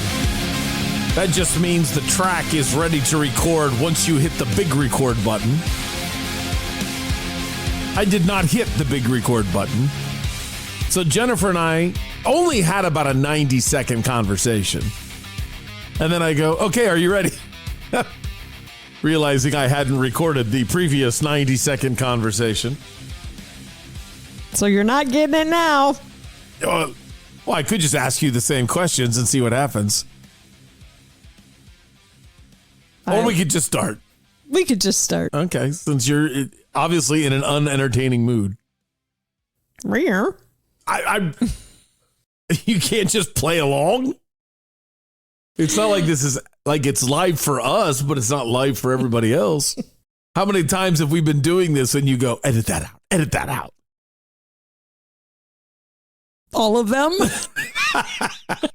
That's true. Not all of them, but quite a few. And I rarely do it. I know, so now I'm getting back at you. Your mistakes are fun. They're what? They're fun. Oh, only for you. They're not fun for me. It's always fun when somebody else screws up. Oh, okay. I see how you are.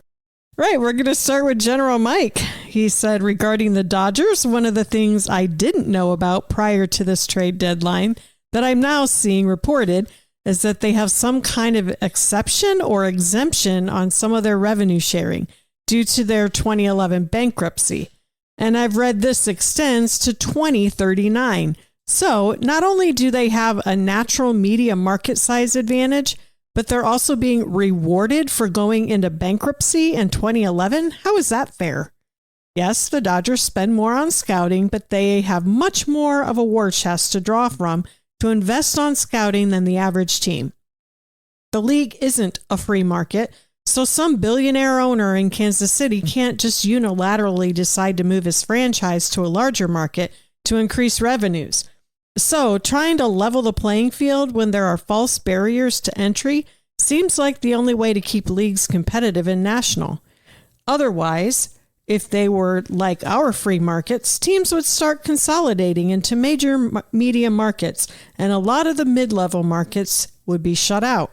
I don't remember if you've covered this Dodgers exception on Unplugged, but if you haven't, I'm sure the Unplugged Army would like to hear more about it. Again, that was General Mike. Number one, I did learn about it a long time ago. I don't know about 2011, but I mean, it was easily over 10 years ago that I learned about it. And I had totally forgotten. And I remember very little.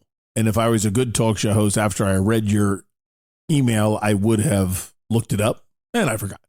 So I do remember it's a little bit of a change in which, because of the previous ownership and the problems that they had, in order to entice the new owners, they were able to move into an agreement that says, okay, this is how this will be structured from a revenue sharing standpoint, so you can kind of fully get out of bankruptcy situation. But the new owner is a multi-billionaire and knows how to run things. And if you're a Suns fan, this shouldn't just be ignored, because this is the guy that bought the Lakers. This guy just bought the Lakers about 4 months ago. So the Lakers are no longer the Lakers. You're going to laugh at this because they had so much money, but they're not that dissimilar to the Cardinals, other than they've got good owners. And what I mean by that is the ownership of the Lakers was one where their basically family holdings was the Lakers. So that's where their money is generated from, which is the problem with a Michael Bidwill, where, yes, he's a multi-billionaire, but his money is only Cardinals money. Other than, it wasn't like he was homeless as a federal prosecutor, but it wasn't like he has money outside of his parents' will. And now you turn around and you say, hey, go spend $15 million on this free agent. Well, that money is only going up against past revenue. And so it's different than a Jerry Jones who has all this oil money that then he in turn spends on the football team. So anyway, moving past that, I know a little bit about it. And yes, it does make it more difficult to compete with the Dodgers. I still stand by the point that I was making that scouts, yes, you have more money than the Pirates and the Royals do, but it's not as expensive to spend your money on scouting. And that's what the Dodgers do a great job of. And I want to support the other teams and their demands for a salary cap versus massive amounts of free agent signings that the Dodgers do. That's different than the Dodgers being able to make trades because they spend more money on scouting as well. They have one of the best farm systems because of the systems they put in place to have great farm systems. So players that they are drafting in the third round are players somebody else could have drafted in the third round and don't. And suddenly that guy does great. That's a credit to the Dodgers. The free market versus false barrier. What Mike is referring to there, General Mike is referring to there, and he's right. The Major League Baseball has a limited antitrust exemption. So therefore, the Kansas City Royals can't suddenly decide, hey, there's only one team in the Bay Area now. Let's go to the Bay Area, a bigger market. Baseball owns that market, and you'd have to pay a relocation fee. The only two teams that don't have to pay a relocation fee are the A's and the Rays, because their situations are untenable, and therefore baseball understands if they need to move. But it's also a threat against their cities in order to demand a new stadium, because their stadiums, and I mean not the one in Sacramento where the A's are playing, but the two situations of the A's in Oakland and the Rays in St. Pete are untenable for the future. So they don't have to pay if they want to move. It is a reason where I do believe that the health of baseball is more important than the health of one franchise. The problem is, are we all ready for the lockout? And when I say the lockout, yes, it's the owners blocking the players from coming to work. The players would be glad to come to work under the same system that's set up right now. The owners are the ones that want to change the system. But I don't think the players realize just how much PR is against them, because every salary cap in the other leagues has not only worked, but the other leagues have thrived because of it.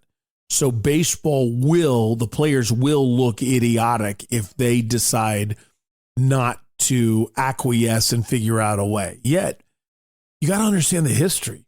there's 50 years of history of players blocking a salary cap. The owners have tried this on 2 different occasions, and those players in the 80s and the 90s were successfully joined together as a union and didn't acquiesce, didn't succumb, stuck it out, and was able to force the owners into a different plan. So it's going to be pretty shocking to think these players who have so much more money than those players did being the ones to acquiesce. I don't know how this is going to go. I'm going to be surprised if there is an all-star game in 2027. I think there will be a World Series. How does that work then if you only play part of the season?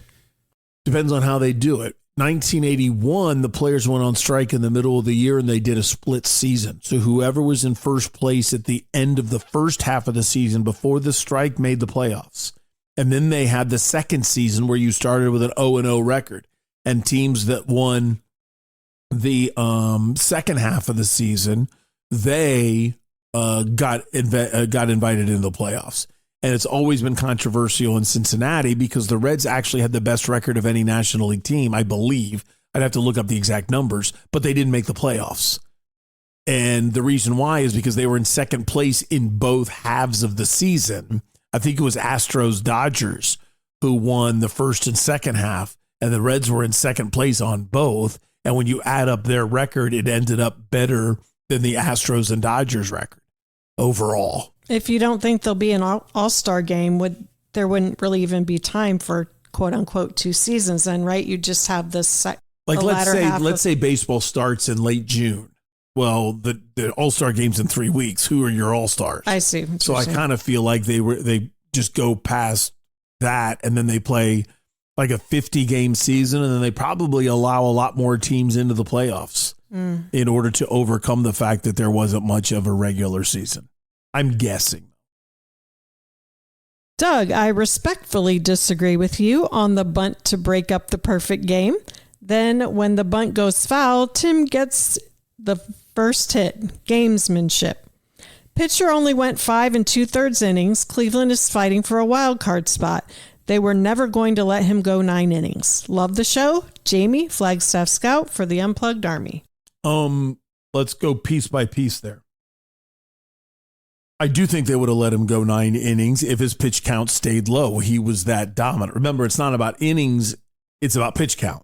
Now, not that I agree with that, but that's what they go by.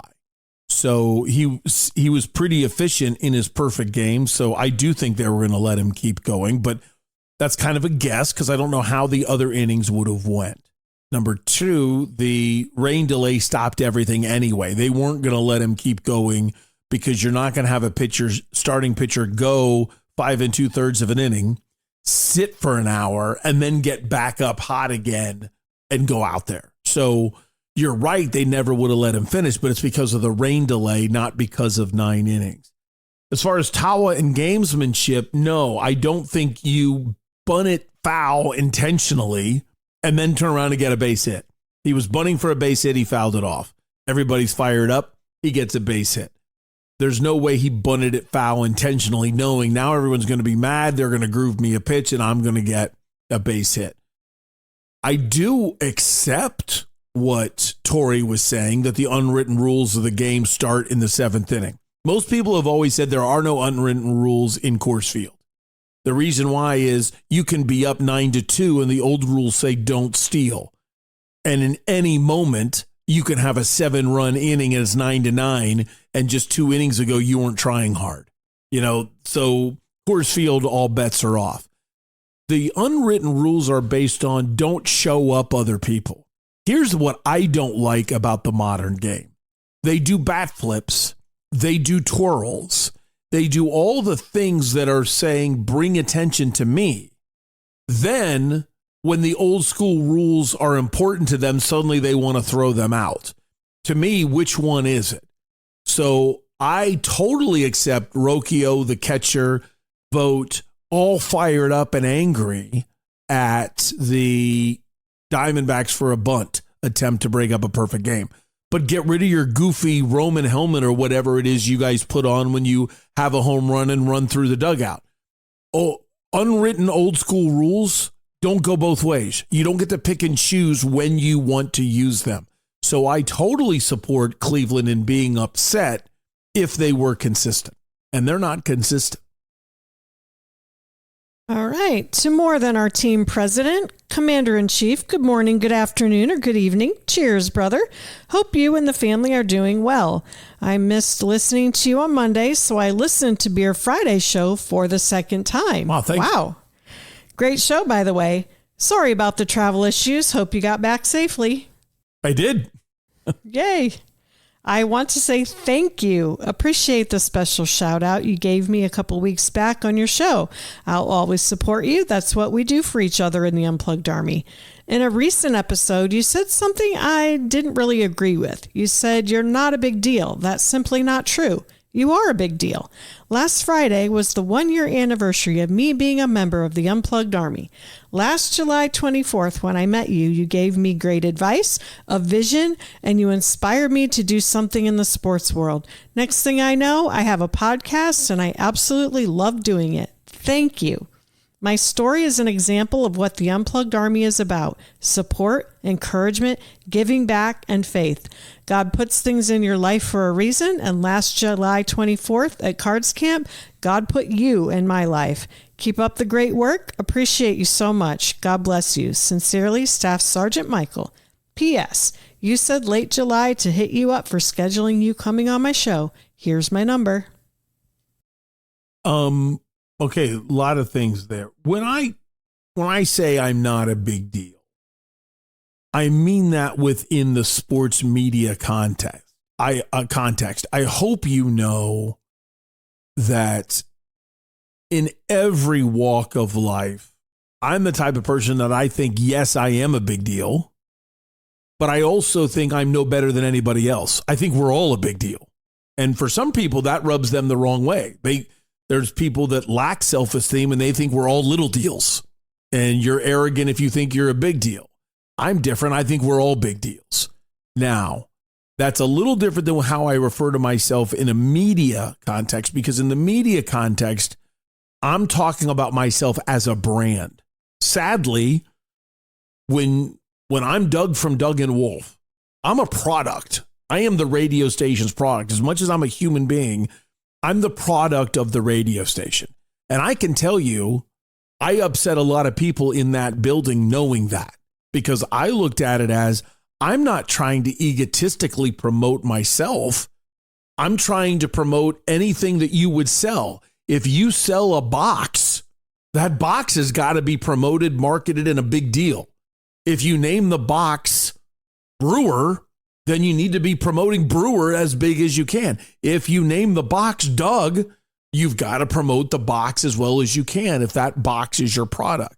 And other people would get mad thinking I'm trying to promote me, instead of understanding if I was on their side trying to promote them as the product, I would care more about them.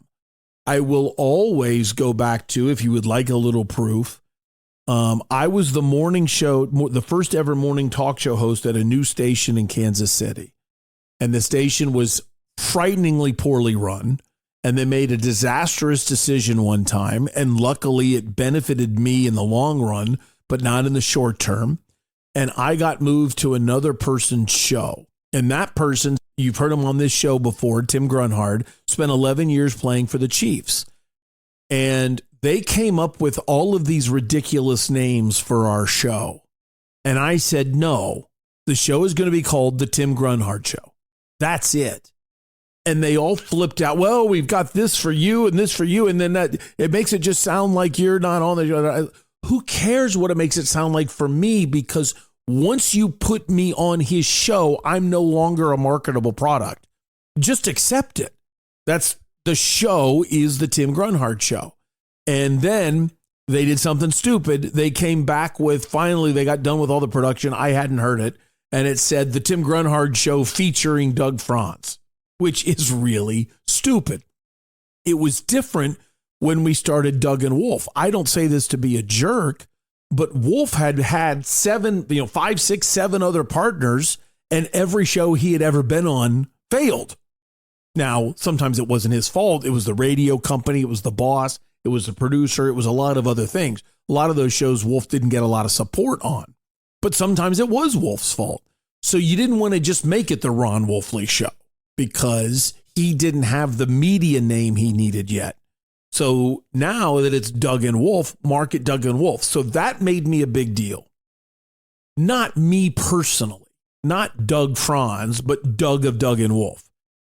I usually talk about myself being in the past saying I was a big deal more as an insult and a negative because of how other people treated me then and how they treat me now. There are some people, and I stare down Bobby Mack 100%.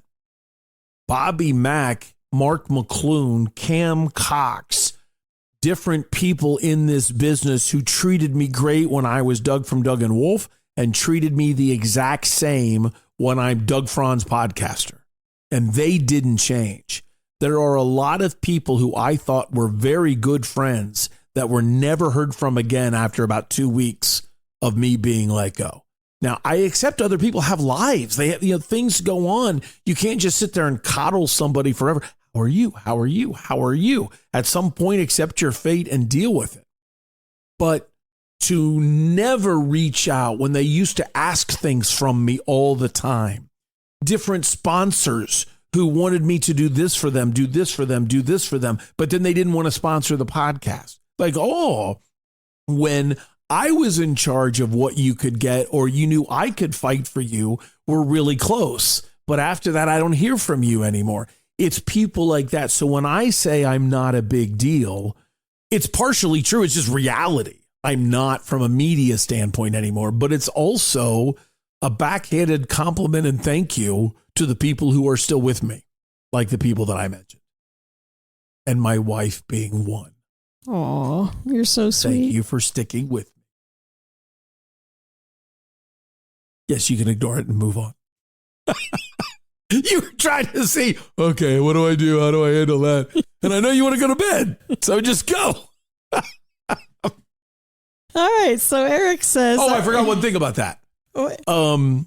I can do something probably August 11th.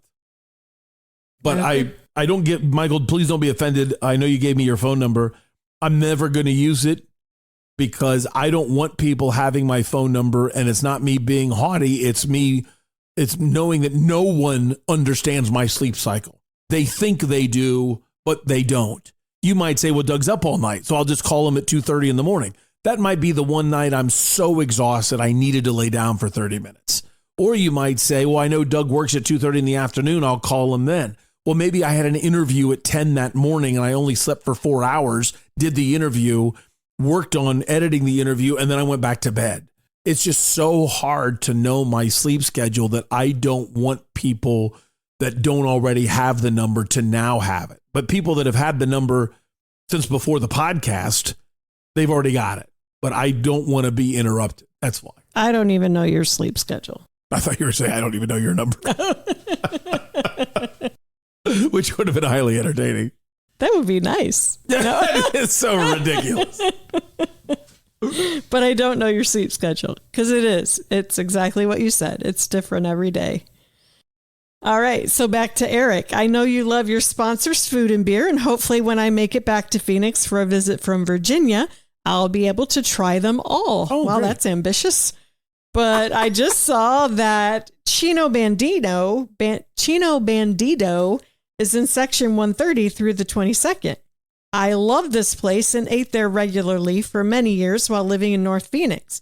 Just giving you a heads up if you want to try something different since you said today you were going to be at the game. Still listen every day from here in Virginia. That's dedication. It is. So first of all, thank you. Secondly, I would never go to, well, let me take that back. Burrito Express is not open for dinner. So if I was somewhere out and about and saw a Chino Bandito and it was dinner and Burrito Express was closed, yes, I would think about it. I might go now that you've recommended it. when it comes to Chase Field, since there are no Burrito Expresses in Chase Field, I'm all in. It'll be great. I'll try it. However, I got to see their menu because Mexican food is something that I like to sit down, have a margarita, have conversation, and not really force it down at a game. That would be, I have to be sitting down somewhere. So if I can get it and then find a table or something, maybe. But I might stop by there for dinner. Thanks for the recommendation.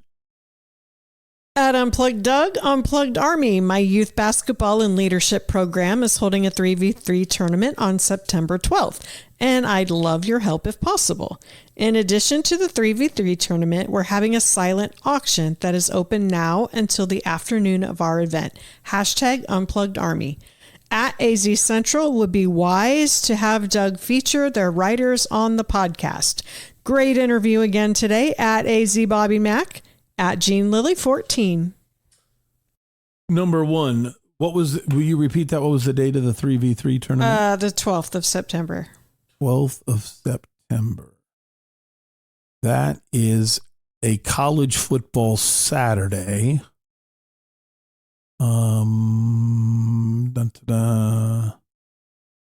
Let's see. Ohio is home against Jacksonville State. I am not going to that game.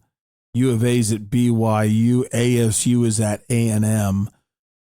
Let me look at the other games on the schedule because I'm on TV that night on Channel 12. And if it's a weekend of a ton of top 25 games, I don't want to get behind that early in the year, and I would not be able to help you on a football Saturday.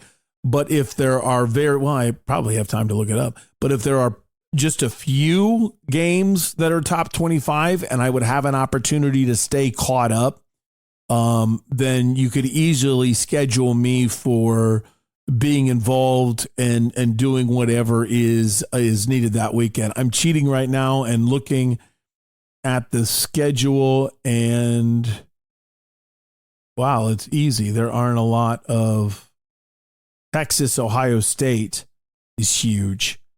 But I only see one game that I would label as huge. Now, they don't have the rankings out yet, so maybe I'm just missing some numbers. Let me get back to you on that, Gene. Let me kind of get more organized for college football season on if I can help. If anybody can make bids on the silent auction, please look up Cornerstone Basketball and get all the information that you can on it and see if you can put in a bid. For your tweet about directly to AZ Central, putting the bug in their ear of more of me with them and more of them with us. I can't thank you enough. That's a very, very powerful statement, and I appreciate that greatly.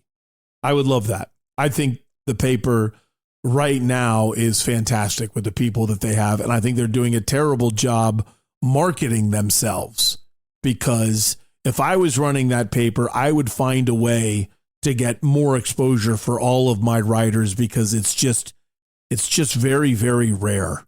You have a moment in time in a sports newspaper that you have almost everything lined up.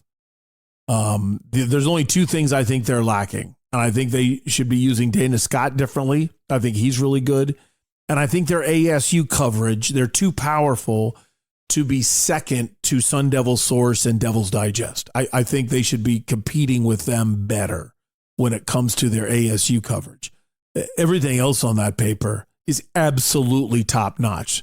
Diamondbacks, Suns, Cardinals, Bobby Mack is a columnist. It's high level reporting that they have going on right now.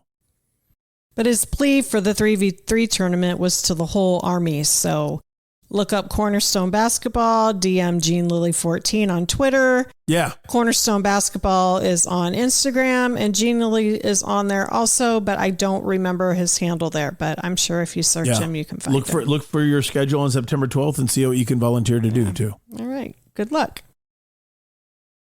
At the Valley Sun says, your points are fair, but I agree with first 6 innings are fair game. Subjective at the end of the day, so to each their own. At the Valley Sun, if you don't mind me saying, you probably join us for Town Hall Tuesday. I'd say like once a month.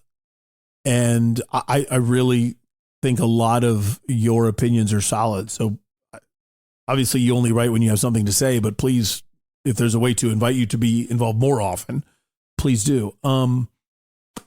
It's just like I said, I really like Torrey's reasoning of the first 6 innings, but the point of them being unwritten rules, like he says, he wants black and white. He doesn't want a gray area of unwritten rules. And to me, I like a gray area only because it's easy to understand. There's too many different types of no-hitters. I will never forget the Edwin Jackson no-hitter, Diamondbacks at Tampa, when he threw over 140 pitches, and Yohan Santana threw over 130 pitches. Edwin Jackson was reasonably on, but he was crazy wild, and the Rays stunk that game. And he walked, I'd have to look it up, but I think he walked 5 batters in a no-hitter. Like he was out of control, and still they couldn't hit it. So that's not one where I say, well, you can't bunt for a hit because the guy's going off the rails. That's different than what we were seeing from Williams and Cleveland on Wednesday, where he was straight fire. And it was a perfect game. I don't lay a bunt down to break up a perfect game when you're deep into the 6th inning. I don't think that's right. But I'm not standing on the table saying Torrey doesn't know what he's talking about, especially since the fact that Stephen Vogt, I'd have to look it up, but he either spent his last year or his last 2 years as a Diamondback. And Torrey said, we used to sit there and talk about this. And I specifically said, the first 6 innings, game on. And then after that, now you're selfishly trying to stop someone else's chance at history, but you're not really competing. And it's also 5-0. If it was 1-0 or 2-0, we could argue he's trying to get on base to tie the score, or he's trying to bring the tying run to the plate. It's 5-0. Your one little measly bunt is not going to dramatically affect a 5-0 game. And I was given advice before, if you have to think about it, don't press send. If you're worried about it, don't do it. Well, Tim Tawa supposedly talked to Bannister and Torrey. Is it okay if I bunt? You knew you shouldn't, but you felt the need to ask. That should have told you don't. Where are you at, Unplugged Doug? At Tyler Bolden. I don't know what that was about. Gene Lilly tweeted out some kind of picture of the Cardinals in Glendale, the practice facility, and I was tagged in it. And then that's producer Tyler of 12 News asking me where I'm at. But that angle was taken about exactly where I sit. I sit right there along the railing so I can look down into the end zone and watch O-line, D-line. And they used to do some goal line stuff at that end zone, and they haven't yet this year done any goal line down there, which means the camera's on the other end, I guess. But I was sitting right there, probably is where I'm at. Doug, I think your opinion on the Dodgers getting Skubal was dead wrong. The commissioner is in charge and should have disallowed the trade for the good of the game. David Stern blocked the CP3 trade. Mark B. He's referring to a moment where the New Orleans, I think they were still the Hornets. The New Orleans Hornets were actually owned by the NBA. And they were trading Chris Paul to the Lakers. And the Hornets had a general manager. They had a team president. They were being run like a regular franchise. But in truth, the NBA owned them. And David Stern thought that it wasn't right to load up the Lakers with that much talent from a team that was owned by the league. So this wasn't a situation where, wow, the Lakers are going to be too good with Chris Paul, I want to make sure that the talent is more evenly balanced. It was more, he was afraid of the imagery, as if the league was trying to get the Lakers the best players. And he was worried about that, and that's why he blocked it. He didn't say that, but I know that. So I understand. Like on the surface, that's a great comparison. But if you dig a little deeper, that is an apples and oranges because it has more to do with how the Lakers would look since the owners owned the team. So I don't think the commissioner should be involved in a baseball trade between the Tigers and the Dodgers. I do think the Tigers president deserves all the crap he's getting, and I thought he sounded even dumber yesterday when he did an interview and explained all of us, this would be me, are dead wrong, or I forget what term he used for thinking they should have waited. The trade deadline was today at 3 o'clock, yesterday afternoon at 3 o'clock. They made that move at the beginning of the weekend. What's your hurry? That might have been a good deal in your mind, but number one, the Dodgers didn't touch their 3 best prospects. You traded the 2-time Cy Young Award winner and didn't get one of the 3 best Dodgers prospects. So don't be yelling at us that our opinion's wrong. That's a failure. And you could look at, I know how bad the Rays wanted to make this deal. So the Rays, and I heard the Brewers were heavily involved. The Rays and Brewers have fantastic minor league systems. So you tell the Dodgers, it's just not hard. You tell the Dodgers point blank, you have the best offer. We actually like your offer better than what the Rays and Brewers are offering. But you aren't giving me A, B, or C. So I'll tell you what, the deal's a go if you give me A, B, or C. If not, we're going to wait and see if the Brewers or Rays up their ante, and we're going to sit here until the trade deadline. And if we get all the way to the trade deadline and it's 2:30 and they haven't upped their offer, guess what? You win the staring contest. We'll take your offer because yours is still the best offer. But the price of doing business is giving me one of your main guys. You've chosen not to, so we're going to hold back and wait and see if somebody else jumps. That's negotiating, and you clearly weren't taught that. So mock people like me all you want that are better at this than you are.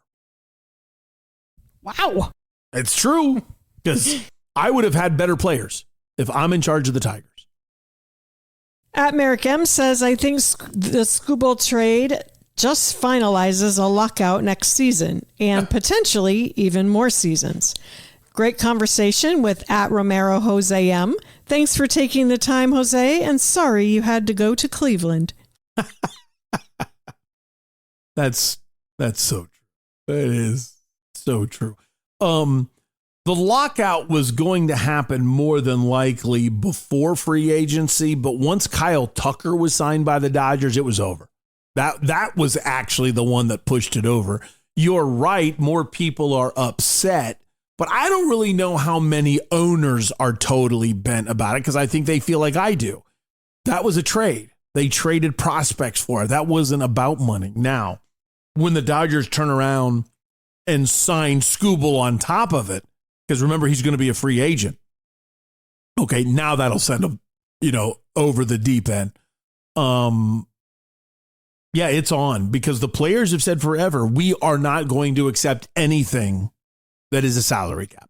They have said that forever. And the owners this time, the vast majority of owners, even the Yankees, are all kind of like, yes, we need a salary cap. This is one of the few times the owners it's basically 29-1. I mean, it's not very often we have this kind of an agreement with the owners. So where do we go? And usually players are the ones that crack because let's imagine you're an owner. You own until you die or sell. And you choose 50% of that. With a player, you get no choice really when your career is over. I shouldn't say really, but how many times does a player at the top of their game or doing very well say, you know what, I'm done. I don't want to play anymore. You either get hurt or you get old and you just can't do it. So now you take a whole year away from a player's career. They never get it back. And they know that. And no matter how much you tell a player, save your money, save your money, save your money, The great American philosopher Patrick Ewing once said, what fans have to realize is, yes, we make a lot of money, but we spend a lot of money too. And he actually thought we were going to be sympathetic to that. But if you do want to know, so it's not just ridiculous. So many people have been involved in their life to build them to this point that they bought a house for themselves. And then they bought a house in the country that they're from. And then they bought a house for their mother. And then they bought a house for their mother when she travels. And then they bought this. And then they bought this. They do have a lot that they have blown their money on. And now they're going to be selling off a lot of stuff. And they're going to say, this is dumb. I want to come back.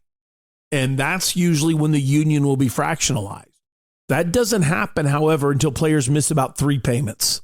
And they get paid once a month. So I don't think there's any chance we have baseball by June 1st. I don't think there's any chance. And I think they're all stupid. Just to be clear, this is a multi-billion-dollar agency, which is wealthier than it's been at any other moment. And baseball is probably more popular than it ever has been in the last 30 years, since the last strike. Before the last strike, I still think baseball was more popular than football. Through the 80s, it was. It started to lose it in the 90s.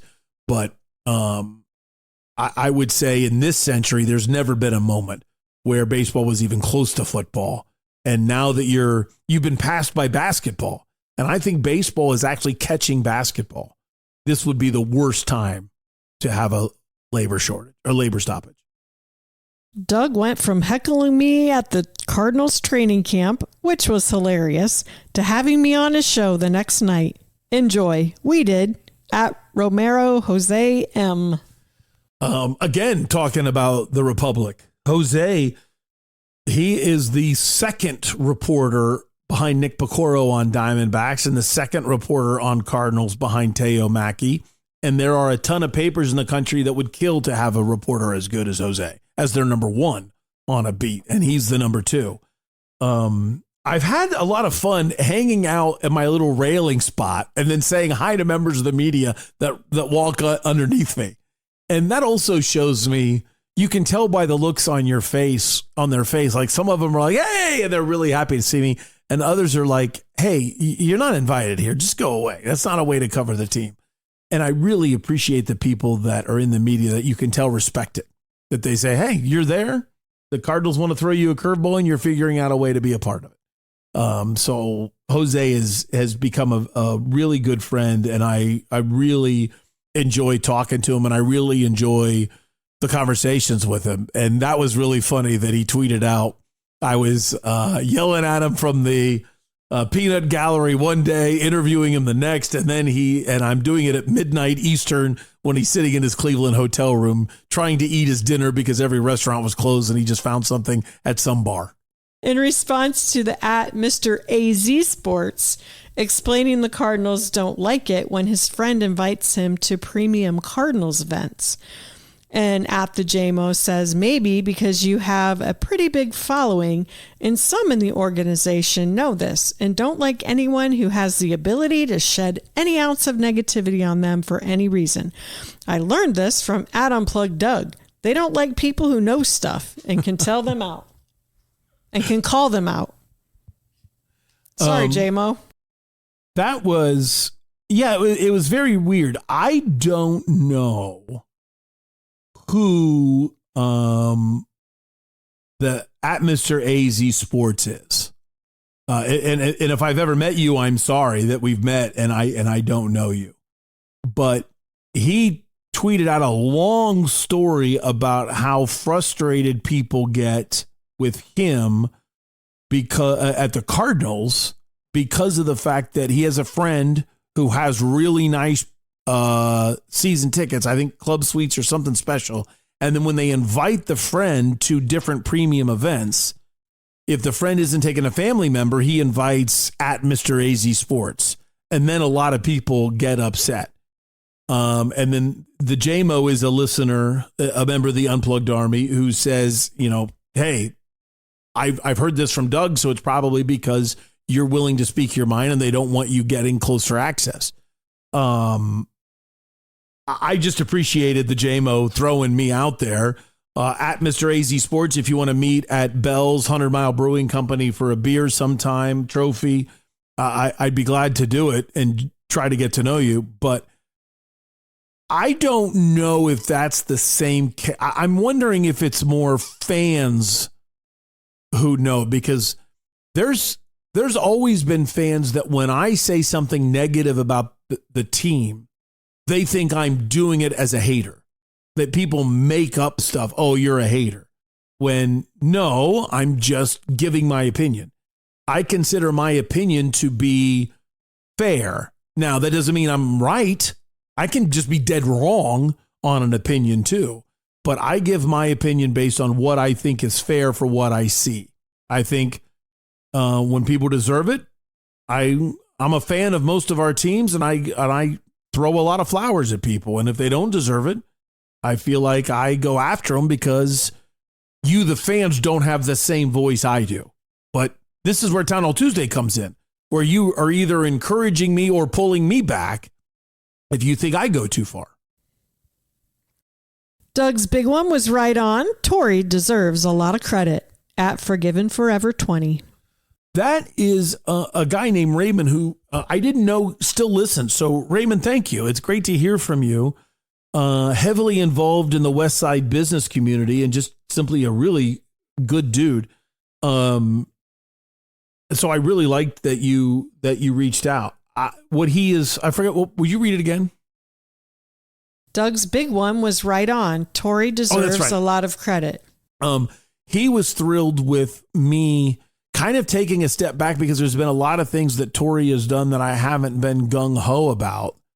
And just sitting back and looking at how bad the top three in the lineup have been for most of the season.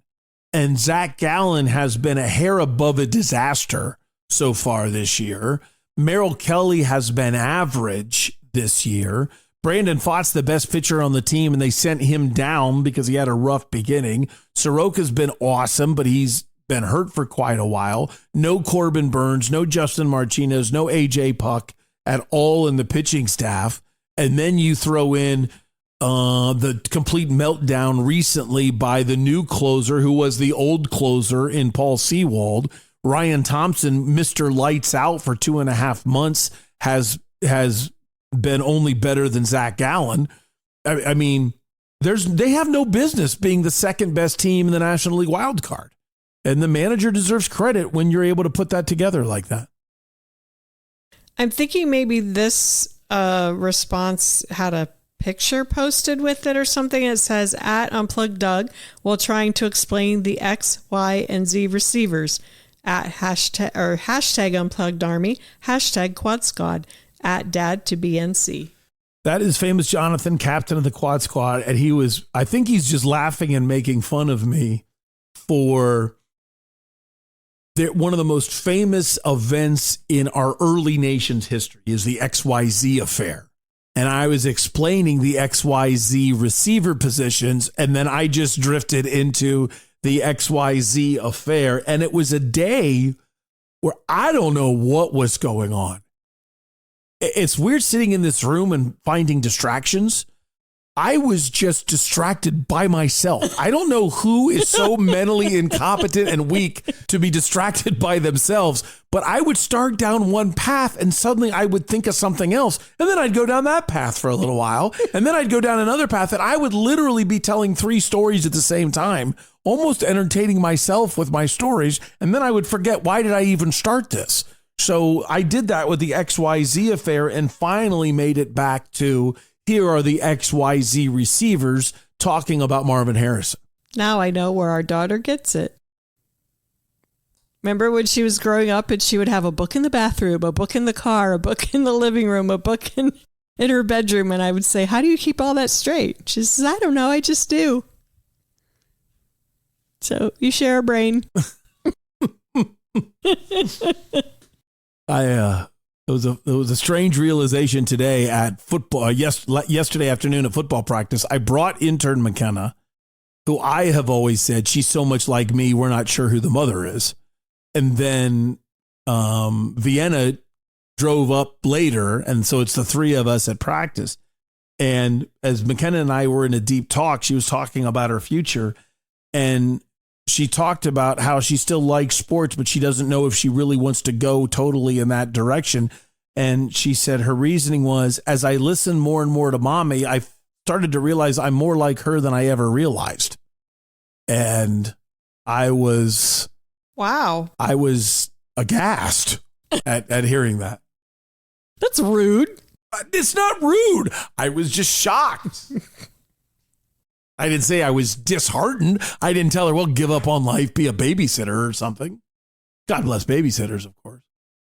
We'll have to hear more about that conversation at a later date. Judging by your 7 yawns so far, not doing it now is a bad idea? That would be correct. Okay. At the Dan Gamble says, interested in your thoughts on the Buchers-Reese bet that the WNBA didn't punish at Unplugged Doug. I have to tell you, Dan, I'd love to get a beer with you. I was so thrilled at your tweet, and here's why. If we have met, I am so sorry. I don't remember meeting you. I don't even remember seeing you pop up in Town Hall Tuesday. I don't remember you tweeting me in the past. And sometimes when there's like so many issues of the WNBA right now are explosive political issues. So people will ask me things when I can tell you just want to alienate, or you're hoping to make me look bad, or other people engage in a conversation and they want to dominate the conversation. You just say, hey, what's your opinion on this? And the fact that you came to me, I really respected that. I appreciated your tweet. My opinion on that, for those of you that don't know what happened, the WNBA did something really, really stupid. They tweeted out on their social media channels a $400 bet between Paige Buchers and Angel Reese for the WNBA All-Star game. They were betting on who's going to win the game since they're against each other. However, there's a rule in the WNBA that betting on the outcome of games is strictly prohibited. And now here's two players betting on the game. So publicly. Yes. And the WNBA is promoting it. Then they realized, oops, our bad, and took it down. Oh my. So number one, my first thought is, who's the idiot that approved this? Secondly, we have here's one of the things I don't like. I like black and white in our country. I like this is right, this is wrong. I'm a this is right, this is wrong guy. But there's a little bit of a difference between you betting on FanDuel the outcome of the game when you can actually affect the outcome of the game, which strikes at the very integrity of the game, and two friends betting between themselves on the game, both promoting themselves. So I actually support the WNBA not fining either of them and just moving on from that embarrassment. But I would make sure everybody in the WNBA knows, never, ever, ever record yourselves doing this again. Make sure you know if any of you ever bet on an outside source on any outcome, any result, any box score, you're suspended for life. But when you're doing it against to each other, I don't want to know. I don't want to know. Yet a rule's a rule. And the rule is you shouldn't have been doing it. So I'm pretty wishy-washy. I hate to say that. I'm pretty wishy-washy on it. I think I would have fined them, told everyone it's wrong, and said, I'm fining you an undisclosed amount. And I would have fined them both $400 that's what I was gonna say. And sent that to a charity and been done with it. I think that's the way to handle it. But gosh, all of the missteps, self-inflicted problems of the WNBA, that is like the lowest issue there is. And I'm not saying you're wrong for asking me about it. It's not a low issue for you to ask me. I just really appreciate you asking. You're just saying they have other priorities now, yes. Trying to clean things up. You probably aren't paying attention, but Sophie Cunningham came out and said she is against biological males playing female sports. And about 10 or 12 people went to a Seattle Storm, Indiana Fever game because there's a law up on the ballot in Seattle to block biological boys from playing in girls' sports. And they came out to support her. So they wore different T-shirts that promote gender division in sports, things like that. And a part owner of the Seattle Storm went into a cussing tirade at those fans as they stood outside with their signs. And the league came back and suspended her. But to me, I'm forcing you to sell. For you to be that stupid. Wait, suspended her, the owner, not the Sophie Cunningham. No, not Sophie Cunningham, because you just have an opinion. Yeah. The owner has every right to her opinion. She thinks that is uninclusive. She thinks biological boys are going through a terrible transition in their head. We need to support them. And if this makes them feel feminine, let them play. That's her opinion. The idea of cussing out legitimate customers who have paid to come into the game shows you are too ignorant to have the position. You're too much of a nut job. We can't have you in this position. We all make mistakes. We all get upset. But for someone that's an owner who knew this, you knew this was going to happen. It's not like you're walking down the street and all of a sudden Sophie says something, then a protester shows up, they bicker at you and you yell back. Sophie said it 3 days ago. It was already being reported people were coming to the game to protest. So this owner had to walk down there and seek it out. And instead of doing it, hey, I'd like to have a conversation with you. I disagree with you about this. Let's talk. She went at it in this way with so many different opportunities to stop herself. You're not representing the team in a way that makes any sense. And I'm shocked that the league was so soft on that. But that's some of the issues this league is contending with. So the idea of two people betting on an exhibition game, I don't really care. At Golfer Matt 37 says, Doug, once a week during camp, can you give an arrow up, arrow down for that week on specific players, just so we can hear who's doing well or needs to improve? Guess what? Will you repeat that? I got distracted. HTTR is trending and I had to find out why. I'm back. Hello. You could just roll the tape back and listen to me say it. That's not how I it can works. just read it That's again. not how it works. All right. At Golfer Matt 37 says, Doug, once a week during training camp, can you give an arrow up, arrow down for that week on specific players, just so we can hear who is doing well or needs to improve? I can. I would have to figure out how to play it. So I do it. So I guess I would just say, yeah, I think I can do that. That's a different type of ask, but yeah, I can do that. All right. At Sons Keith says, Doug, I just heard you talk about ASU tickets on Thursday's show. As an ASU season ticket holder, I can tell you that they already do the donation in order to buy season tickets. It's called the Sun Devil Club, and it's tax deductible. They've been doing that forever. He's referring to, I was talking about in the South, season tickets are not that expensive. It's the amount of money you have to donate to be in the section you want to be in that's expensive. And that's how they've done it forever. And I assumed ASU didn't necessarily do something to that level because they've had so many empty seats. So why would you make somebody make a donation if you're trying to bring affordability to the tickets? But I didn't know that. So on the one hand, I think it's smart. On the other hand, gosh, I would make sure there's a lot of areas in that stadium, at least in the arena, where you don't have to donate to get in because they need fans. Hey, Doug, I love you going through your Cardinals training camp notes. Listened while walking the dogs late, and it was a good listen. At Albert Moncada 6.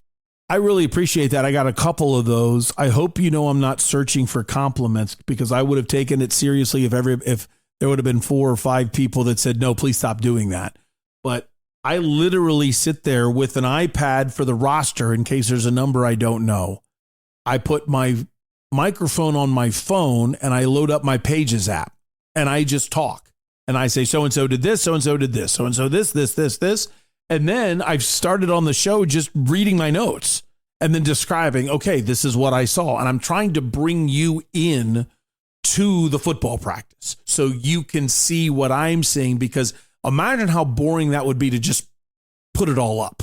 and post it somewhere. I think that would be boring. Or would the paper really get a lot out of it if Teo Mackey printed up his notes? But to go through it and kind of highlight, this is where Beck did well, this is where he didn't. This is where, then I hope I'm making you feel like you're not missing practice while you're at work. So I appreciated the compliments. That's really cool.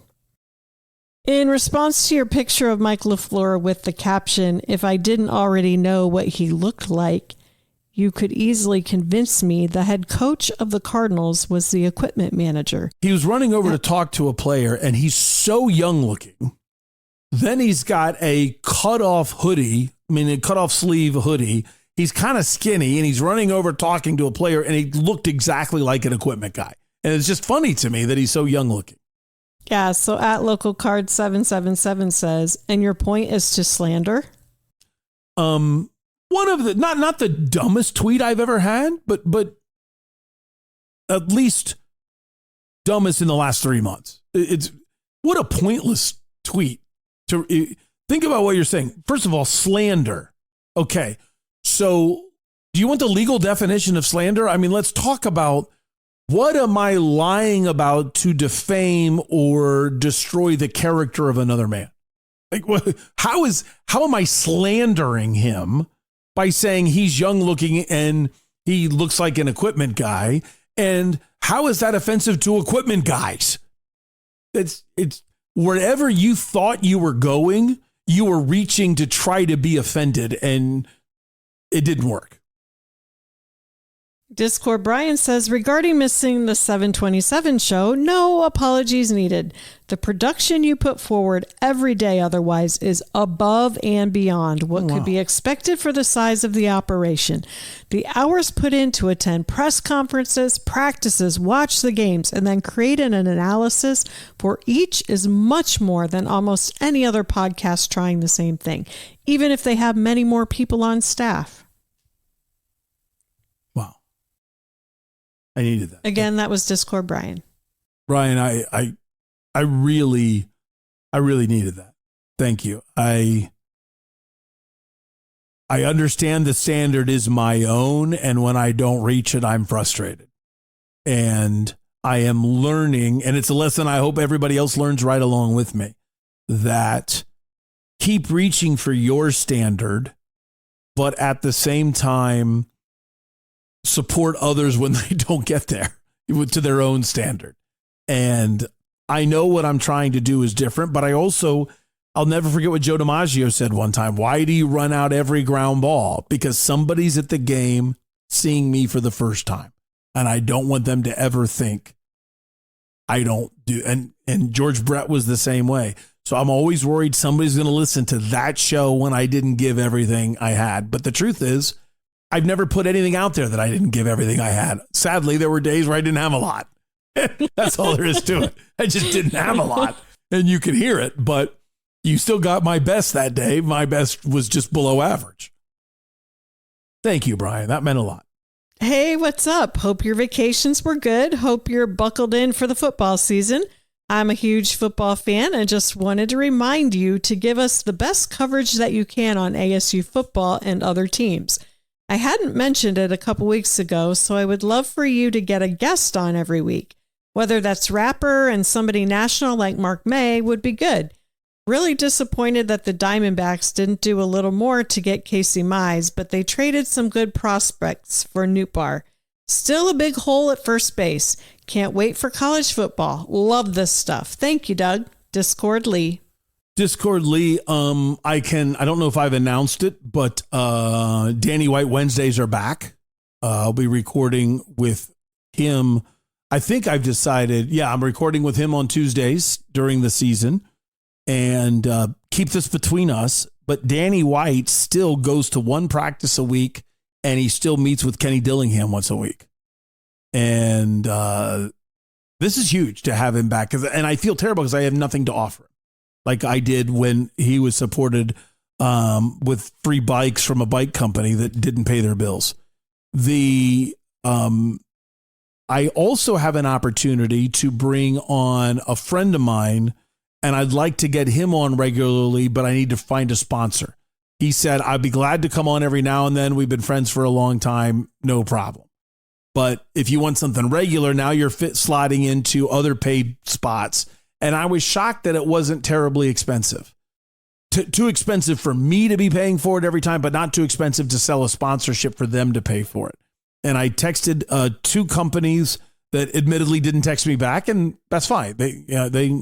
I understand. So I'm actively going to be seeking for an extra sponsor to, in a sense, pass on that cost. And then I would be having 2 football guests on a regular basis, beginning and end of the week, and that would be the main goal. So hopefully I could do that. And I think Lee, you've reached out before, and you were the reason why I reached out to Danny White, just asking, hey, I can't offer you something this time, but can you do it? And he really was excited. He was happy to be asked. Oh, that's awesome. Yeah, that's how I felt too. All right, last one for the night. What are your top 5 dream vacations? What would you want to do, and what would you want to see? You have an unlimited budget. Your wife has to answer too. Your favorite daughter. Oh, I love you, Vienna. Okay. We have to do 5? Can we do like top 3? She'll be all right with that.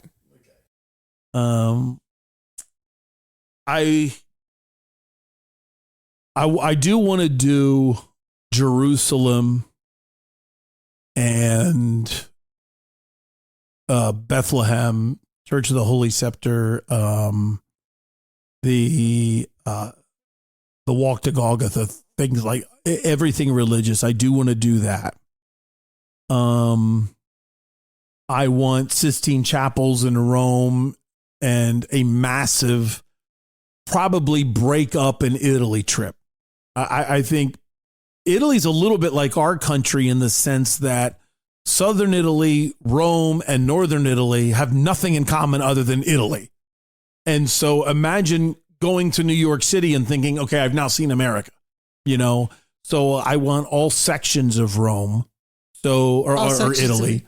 So that was what Jerusalem and Italy are 2. And then even including Italy, I would like a Mediterranean cruise. So that would be 3. You said you were stopping at 3. Oh yeah, I can keep going. I would like a saga of the Hawaiian Islands, of experiencing different islands more on the same trip, but all the islands on the same trip, just to kind of compare. I just can't get enough of Hawaii. Absolutely love Hawaii. That was 4. And then, gosh, the last one is a tough battle because I've always liked the idea of Sydney and going to the outback, feeling like I'm because I love zoos. But just barely ahead of that would be kind of a World War I, World War II trip, where going to Normandy, going to Paris, going to Flanders, going to Belgium, going to Germany, and then just timing out my World War I, World War II trip during Oktoberfest. It just, I didn't realize that was going to work out that way.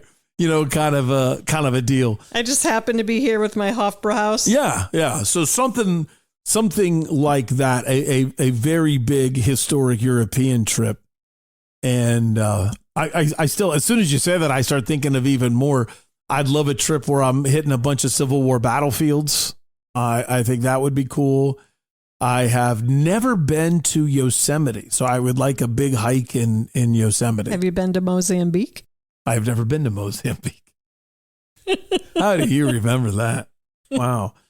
That was Jennifer making a reference to a game called VCR Clue that when we were dirt poor, I would basically make her play for, it's an hour and a half game. Kids could never play it now.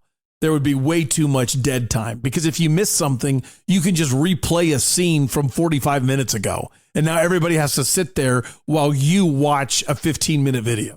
And can you imagine nowadays? No one could handle that. I love that game. I love that game too. Oh, that's nice.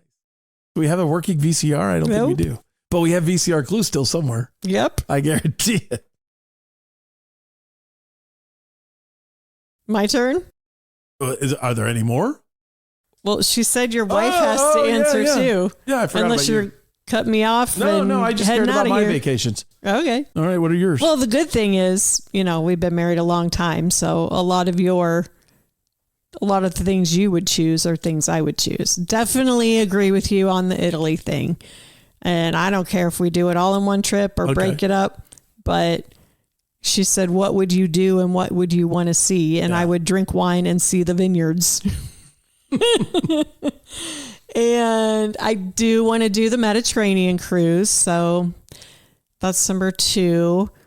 I agree about Hawaii. I would love to take a month, 2 months. She said our budget's unlimited, so we don't have to worry about pinching pennies. So definitely the Hawaiian Islands and all of them, and lots of time there and just exploring every little nook and cranny. Almost like getting either a house or a big apartment in Honolulu.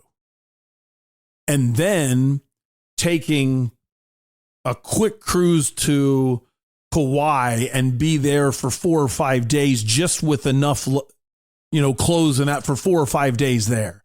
Then fly back to Honolulu, do laundry, eat in Honolulu, enjoy yourself in the city life, and then boom, 4 days later, now go to another island and then come back. And you're doing these easy carry-on bag only trips because you have a home base.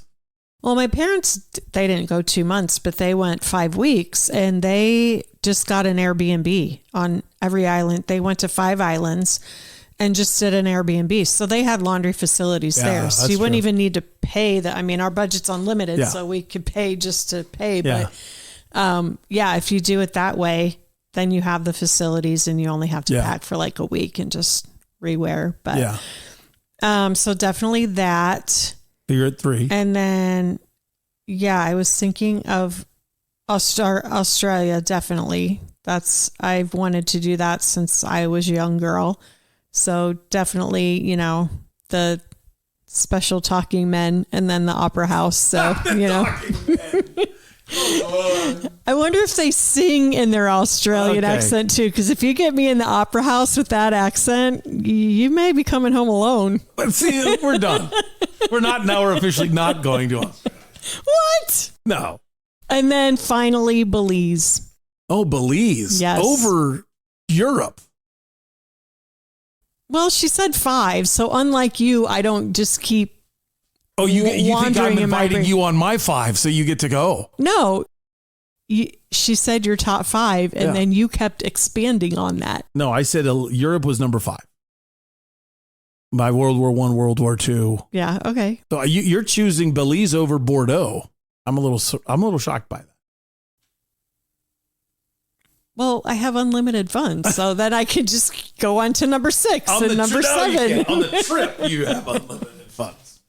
Well, if I have unlimited funds on the trip, I may you have just got unlimited more money funds in life. I just canceled your Australia trip, so even about that.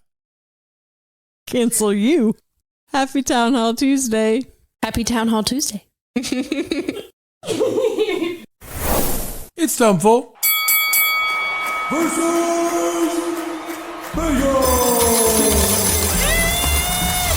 Oh, there will permanently be no dancing for quite a while. All dancing suspended. Yeah. Bad.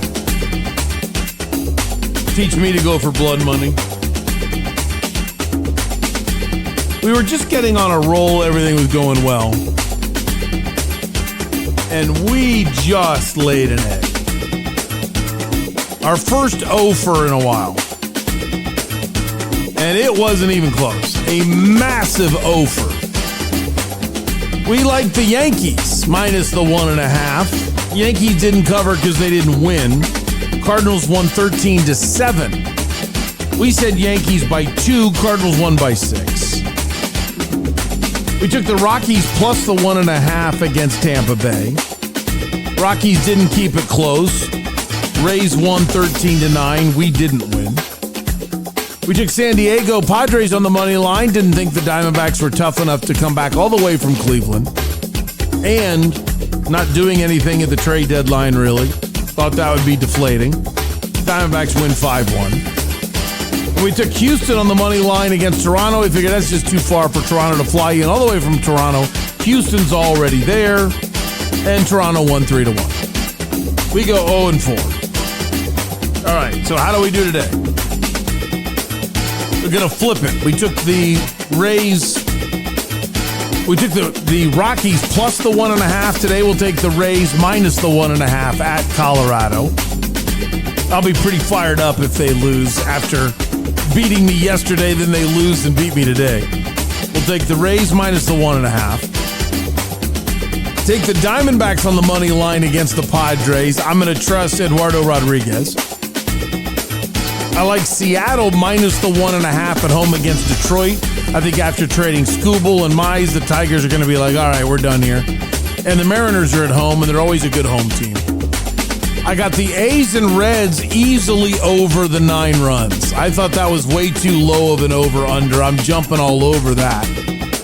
And today, Tarek Skubal is going for the Dodgers at Wrigley. Let's take the under.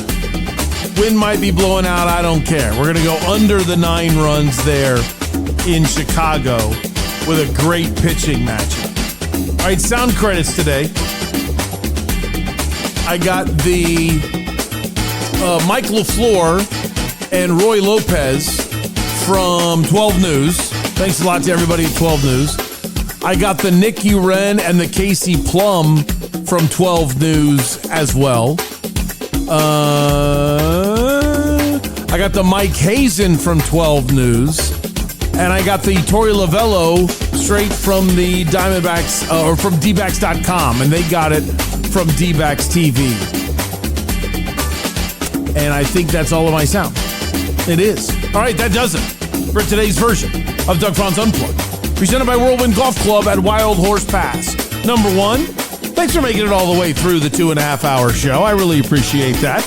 Remember, this show, never think that it's too short or too long. I promise you I give you everything I have every day, cover everything I can. So if it's only a 30-minute show, 40-minute show, that means I didn't really find much. So don't think you're missing anything.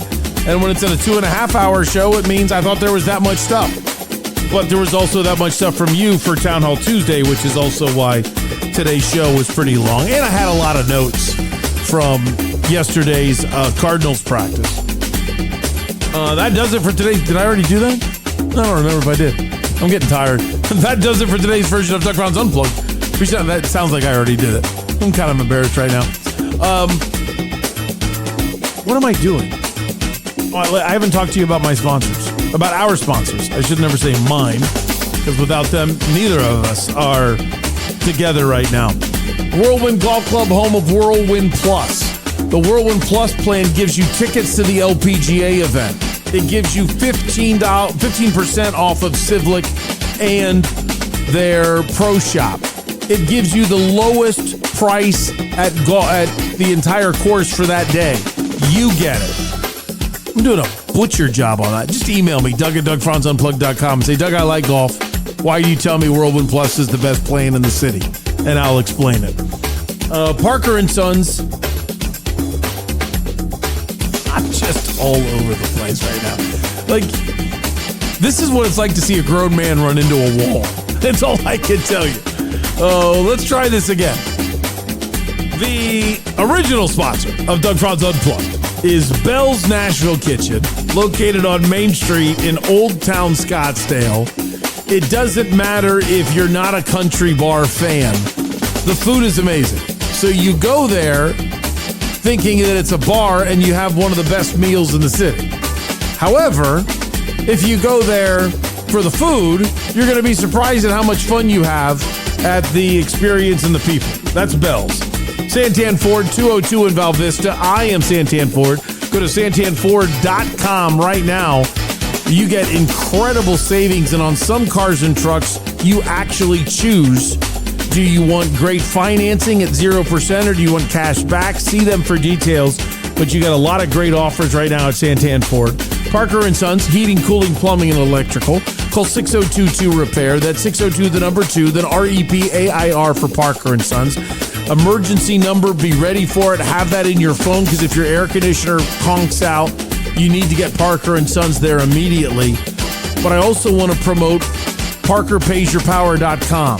Do you know anybody that could really use a helping hand right now? If you do, nominate them for Parker Pays Your Power, and they're going to choose 3 people this month and next month to pay for their power bill. Burrito Express has locations all across the east side and coming to a Circle K near you.